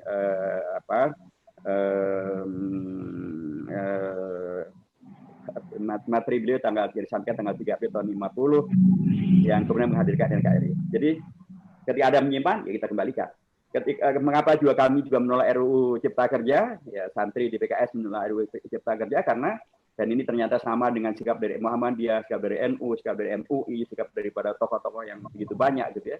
Karena sekali lagi ini juga kalau dibiarkan akan membawa Indonesia keluar dari jati diri dan cita-cita kemerdekaan yang mestinya adalah untuk melindungi segenap tumpah darah Indonesia dan suraya Indonesia, ini akan lebih banyak melindungi kepentingan asing. Nah, itu tentu harus kita koreksi. Dan pentingnya untuk terus kita beramal jamaah, syura dan lain sebagainya menjadi amat sangat penting kan, karena upaya untuk memecah belah begitu luar biasa. Dan kalau kemudian para santri, para kiai ini tidak kemudian berorientasi untuk memperdalam ilmunya yang kemudian membuat kita bisa berukhuwah dan bertawun, maka saya khawatirkan yang akan terjadi adalah dengan ilmu yang ada malah kita dipecah belah, karena memang sekarang ini kan terlalu banyak orang dengan mudah melakukan googling gitu, Prof ya. Semuanya ada di sana, mau fatwa yang halal ada, yang haram ada, yang wajib ada, yang semuanya ada, tinggal pilih. Dan itu sangat berbahaya. Karenanya dulu para ulama akan menasihatkan, Prof ya, la ta'khudhu al-ilma minas suhufiyin. Suhufiyin aja nggak boleh diambil, apalagi cuma dari Google. Inilah yang sekarang terjadi, gitu ya.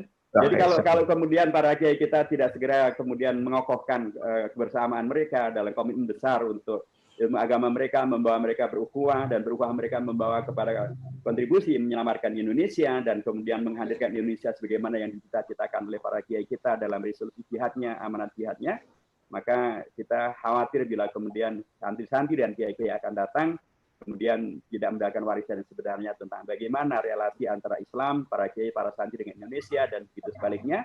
Dan mudah-mudahan dengan kegiatan yang diselenggarakan oleh PKS, yaitu lomba baca kitab kuning ini, akan menyegarkan kembali nilai-nilai yang tadi telah diajarkan oleh Prof. Ahmad Zahra dan Dr. Saleh Al-Jufri, maupun juga yang sebagian dari telah saya ingatkan. Barakallahu fikum jami'an, hafizakumullah, wa bil muwaffiq ila aqwamit thoriq wa hadi ila sawa'is sabil wa nasr wa basyiril mu'minin.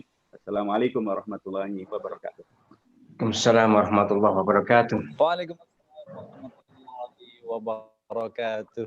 Jazakumullahu khairan katsiran atas penyampaian materinya pada Ustaz Dr. Haji Muhammad Hidayat Nur Wahid MA yang juga luar biasa.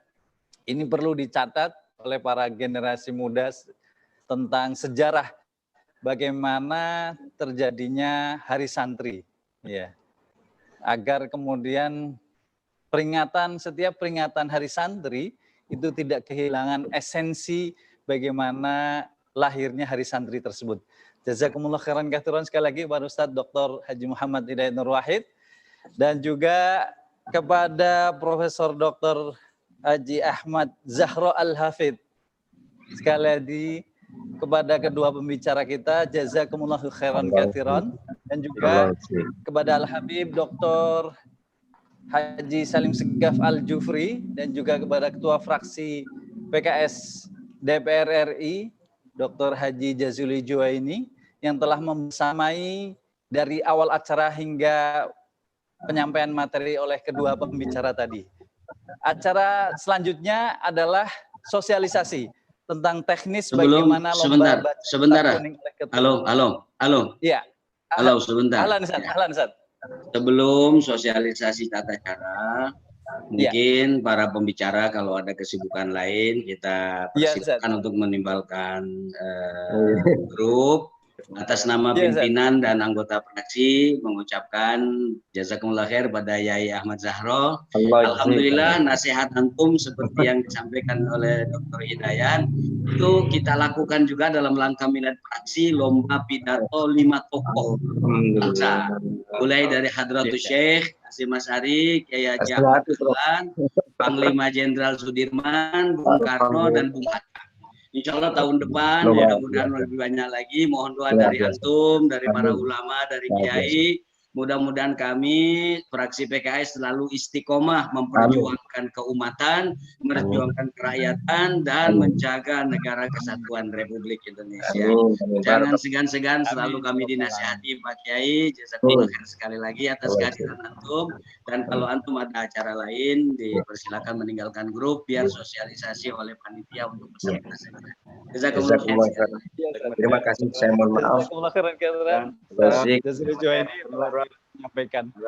Ya, matur nuwun sangat pada Pak Yai Dr. Haji Ahmad Zahro dan juga Dr. Wahid yang telah membersamai dan berkenan bisa menyampaikan nasihat-nasihatnya kepada kita semuanya. Sekali lagi sebagaimana tadi disampaikan oleh Ketua Fraksi, kami persilahkan apabila ada kegiatan dan acara lain untuk bisa meninggalkan acara ini. Dan kita akan lanjut. Acara ini adalah kepada paparan teknis bagaimana tentang lomba baca kitab kuning. Syukran Ustaz. Jazakumullah khair Ustaz. Jazakumullah khairan katsiran. Terima kasih, mohon maaf. Syukran Yai, syukran. Jazakumullah khair. Assalamualaikum warahmatullahi wabarakatuh. Waalaikumsalam warahmatullahi wabarakatuh. Semoga bisa dilanjutkan dalam kesempatan yang lain, kita bisa bersilaturahim lagi dan mendengarkan arahan-arahan dari kedua pembicara tadi. Hadirin hadirat yang berbahagia, para pemirsa sosial media fraksi Partai Keadilan Sejahtera dimanapun Anda berada, di seluruh Indonesia dan juga seluruh dunia. Jangan lupa juga pesan dari sponsor Humas Fraksi PKS MPR RI, DPR RI, yaitu untuk like and subscribe. Agar Anda tidak kehilangan update dan informasi-informasi terbaru, terbaik dari fraksi Partai Keadilan Sejahtera. Terima kasih, like and subscribe-nya. Lanjut, kita langsung kepada Jenderal Agus Abdullah Wahid. Ini Jenderal Lapangan dari Lomba Baca Kitab Kuning. Sudah siap panitia untuk menyampaikan? Silakan. Mas Agus Abdullah Wahid, panitia Lomba Baca Kitab Kuning, fraksi Partai Keadilan Sejahtera yang keempat.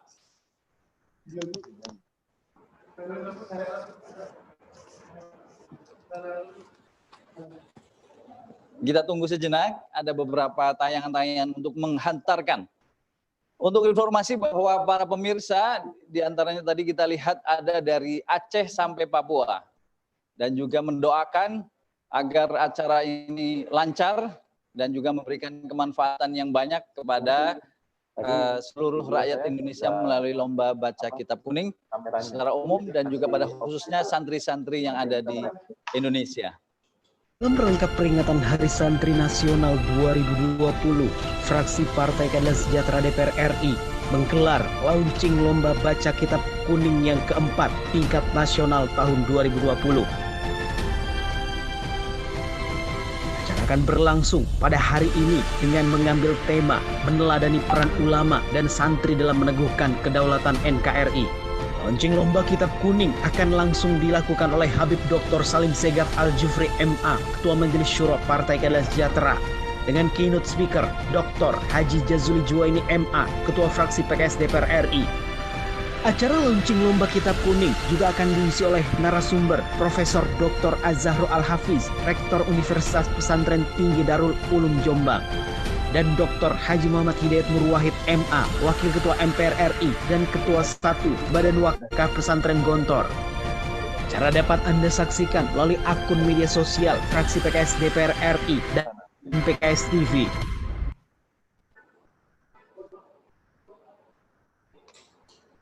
Belum. Cek. Ya. Ya, Assalamualaikum warahmatullahi wabarakatuh. Mungkin share screen-nya. Oke. Untuk acara Pemirsa.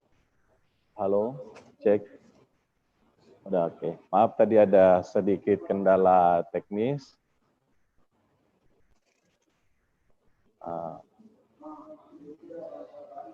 Sudah? Oke. Baik, saran saat untuk para santri, para santriwan maupun santriwati, baik dari Sabang sampai Merauke, maupun panitia dari seluruh wilayah, baik dari Aceh, dari Sumatera, dari Jawa, Kalimantan, hingga Papua. Berikut adalah informasi terkait dengan pelaksanaan lomba kitab kuning yang keempat tingkat nasional yang diselenggarakan oleh fraksi PKS DPR RI.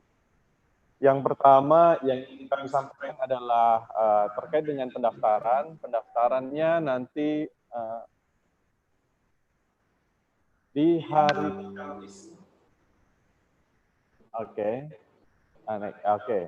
Launchingnya hari ini, jadi kalau untuk pendaftarannya juga bisa mulai hari ini juga, nanti bisa langsung kontak ke kontak person yang tersedia di yang tertera nanti. Oke, pendaftaran mulai hari ini tanggal 22 Oktober tahun 2020 sampai 15 Oktober 2020.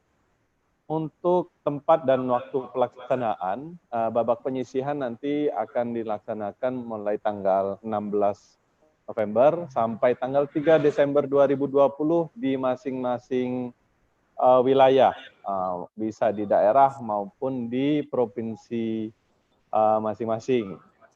Nanti untuk teknisnya akan diinfokan oleh panitia wilayah masing-masing, baik itu nanti melalui aplikasi Zoom dan sebagainya, atau jika memungkinkan bisa secara langsung. Yang kemudian babak final nanti diselenggarakan pada tanggal 22 Desember 2020 gitu ya, pada pukul 9 sampai selesai di tempatnya di DPD dan DPW, serta di ruang pleno Gedung Nusantara 1, lantai 3 DPR RI, Jalan Gatot Subroto. Nanti sebagian besar pelaksanaannya melalui daring atau pakai Zoom, gitu ya, atau aplikasi lain. Selanjutnya, yang diperebutkan dalam perlombaan kali ini adalah hadiah utama ibadah umroh. Gratis ibadah umroh untuk juara pertama. Juara kedua hadiah sebesar 25 juta rupiah. Juara ketiga hadiah sebesar 20 juta rupiah. Kemudian untuk juara harapan 1 15 juta rupiah. Juara harapan 2 10 juta rupiah dan juara harapan 3 5 juta rupiah. Ini semakin tahun semakin besar hadiahnya. Semoga PKS selalu istiqomah dan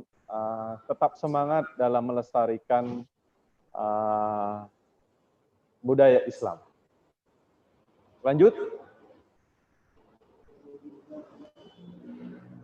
Oke, untuk persyaratan peserta ini yang harus dicatat oleh teman-teman santri, santriwan maupun santriwati seluruh Indonesia. Yang pertama adalah warga negara Indonesia yang berdomisili di Indonesia. Yang kedua putra dan putri boleh. Yang ketiga usianya minimal 17 tahun dan maksimal 25 tahun. Keempat, syaratnya adalah mendapat rekomendasi dari pimpinan pondok pesantren yang bersangkutan atau pengasuh pondok pesantren atau pimpinan pondoknya ya. Yang kelima, pendidikannya minimal aliyah atau sederajat gitu ya. Yang keenam, yang terakhir, belum pernah menjuarai. Kalau sebelumnya pernah ikut boleh, tapi yang belum juara misalnya mau mencoba lagi boleh. Jadi belum pernah menjuarai lomba baca kitab kuning fraksi PKS DPR RI 2016 sampai 2018. Selanjutnya nanti kitab yang dipajak adalah kitab Fathul Mu'in karya Syekh Zainuddin bin Abdul Aziz bin Zainuddin Al-Malibari. Selanjutnya di babak penyisihan. Untuk babak penyisihan pelaksanaannya diselenggarakan di DPW atau di DPD jika memungkinkan. Nanti dilaksanakan secara virtual atau daring. Kemudian peserta membaca kitab yang telah ditentukan oleh panitia. Waktu yang diberikan kepada setiap peserta adalah 10 menit. Judul teks yang dibaca sesuai dengan undian yang diambil. Babak penyisihan tingkat DPD memilih juara 1 untuk mewakili kota atau kabupaten pada perlombaan tingkat provinsi. Babak penyisihan tingkat provinsi atau DPW memilih juara 1 untuk mewakili provinsi yang kemudian diikutkan pada perlombaan tingkat nasional. Selanjutnya babak final. Babak final diselenggarakan secara virtual. Jadi keduanya nanti diselenggarakan secara virtual begitu ya. Peserta membaca kitab kuning atau membaca kitab yang telah ditentukan oleh panitia. Waktu yang diberikan pada setiap peserta adalah 15 menit. Judul teks yang dibaca sesuai dengan undian yang diambil. Peserta final adalah peserta atau para juara pertama dari setiap provinsi.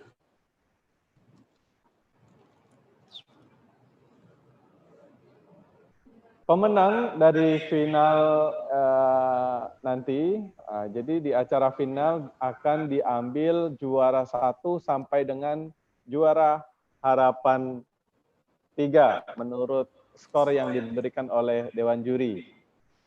Aspek penilaian oleh juri meliputi ketepatan membaca sesuai kaidah nahwu syaraf, kelancaran dalam membaca, pemahaman teks dan yang dibaca.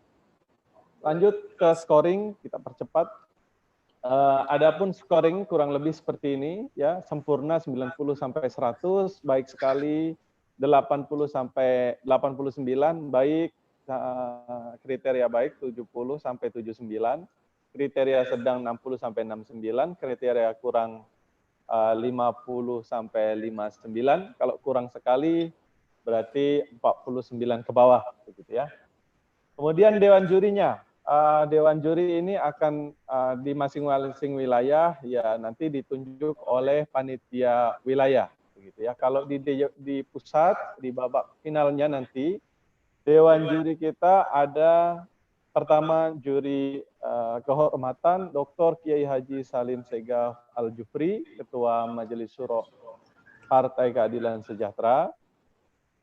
Kemudian juri panelnya ada 3 orang, Kiai Haji Syuhada Syarkun, SAG MHI, beliau dari Pondok Pesantren Tebu Ireng, Jombang, Jawa Timur. Yang kedua, Dr. Kiai Haji Muslih Abdul Karim MA, Ketua Pondok Pesantren, Ketua PP Majelis Pesantren dan Ma'had Dakwah Indonesia atau MAPADI. Yang ketiga, Dr. Kiai Haji Ali Ahmadi, MA Al-Hafiz, Ketua Bidang Pembangunan Umat DPP PKS. Ya, demikian. Nanti kalau terkait dengan narahubung bisa langsung kontak atau bisa juga di websitenya fraksi PKS juga bisa dilihat di sana, mau dikontak ke mana. Kemudian untuk lebih jelasnya terkait narahubung bisa ada 4 orang. Yang pertama ada Iman Sulaiman di 081320250848. Yang kedua ada Agus Wahid 085645546397. Yang ketiga Susilowati di 081386427673. Yang keempat ada Susiati Puspasari di 082260621141. Apabila ada informasi atau perlu penjelasan lebih lanjut, nanti bisa dihubungi langsung ke narahubung atau bisa juga cek di websitenya fraksi PKS DPR RI. Intinya di sosial media semuanya di fraksi PKS DPR RI, baik di Facebook, Twitter, di YouTube, semuanya nanti bisa juga didapatkan informasi di sana. Untuk itu jangan lupa di follow semua media sosial fraksi PKS, baik di Twitter, di YouTube-nya, di subscribe, jangan lupa supaya nggak ketinggalan info-info terkini. Kemudian Facebook juga di follow, kemudian ada Instagram juga ya. Demikian informasi terkait dengan nanti pelaksanaan lomba baca kitab kuning yang keempat dilaksanakan oleh fraksi PKS DPR RI beserta fraksi di daerah, fraksi PKS di daerah di tahun 2020 ini. Dari kami sekian dan terima kasih. Wassalamualaikum warahmatullahi wabarakatuh. Waalaikumsalam warahmatullahi wabarakatuh. Jazakallah khairan katsiran kepada rekan Agus Abdullah Wahid. Dan hadirin yang berbahagia dimanapun Anda berada, para santri, santriwati, mungkin para orang tua santri, santriwati, para asatidz di pondok pesantren dimanapun Anda berada, jangan lupa langsung daftar saja langsung ke panitia-panitia yang sudah tertera. Dan kalau ada sedikit pertanyaan ataupun banyak juga pertanyaan terkait dengan lomba baca kitab kuning yang keempat tingkat nasional 2020 fraksi PKS DPR RI, tadi sudah disebutkan tentang kontak personnya.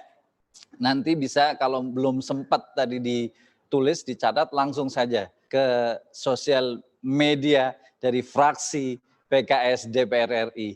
Dan khusus untuk YouTube, jangan lupa like and subscribe agar selalu mendapatkan info-info terkini dan terupdate dari fraksi PKS DPR RI untuk Indonesia dan juga memperjuangkan kita semuanya. Dengan demikian selesailah seluruh rangkaian acara launching Lomba Baca Kitab Kuning PKS DPR RI yang keempat tahun 2020. Saya host Nur Arif Hidayat pada kesempatan kali ini. Mohon maaf atas segala kekurangan barangkali dalam penyampaian kalimat-kalimat yang tadi selama dari awal sampai akhir. Dan juga seluruh panitia, mewakili seluruh panitia, juga mohon maaf apabila ada kesalahan-kesalahan teknis dan yang tidak perlu mengganggu acara ini. Wallahu muwaffiq ila aqwamit thoriq. Wal-'afu minkum. Wassalamualaikum warahmatullahi wabarakatuh. Subhanakallahumma bihamdika asyhadu an la ilaha illa anta astaghfiruka wa atubu ilaik. Semoga kita bertemu kembali dalam acara berikutnya. Merdeka! Allahu Akbar!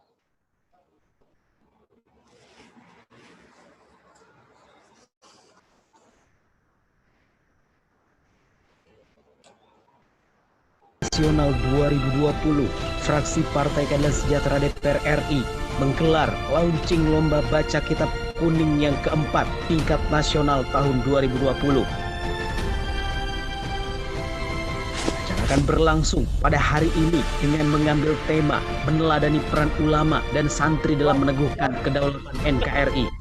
Launching lomba kitab kuning akan langsung dilakukan oleh Habib Dr. Salim Segaf Al-Jufri MA, Ketua Majelis Syuro Partai Keadilan Sejahtera, dengan keynote speaker Dr. Haji Jazuli Juwaini MA, Ketua Fraksi PKS DPR RI. Acara launching lomba kitab kuning juga akan diisi oleh narasumber Profesor Dr. Az-Zahro Al-Hafiz, Rektor Universitas Pesantren Tinggi Darul Ulum Jombang, dan Dr. Haji Muhammad Hidayat Nur Wahid MA, Wakil Ketua MPR RI dan Ketua 1 Badan Wakaf Pesantren Gontor. Acara dapat Anda saksikan melalui akun media sosial Fraksi PKS DPR RI dan PKS TV.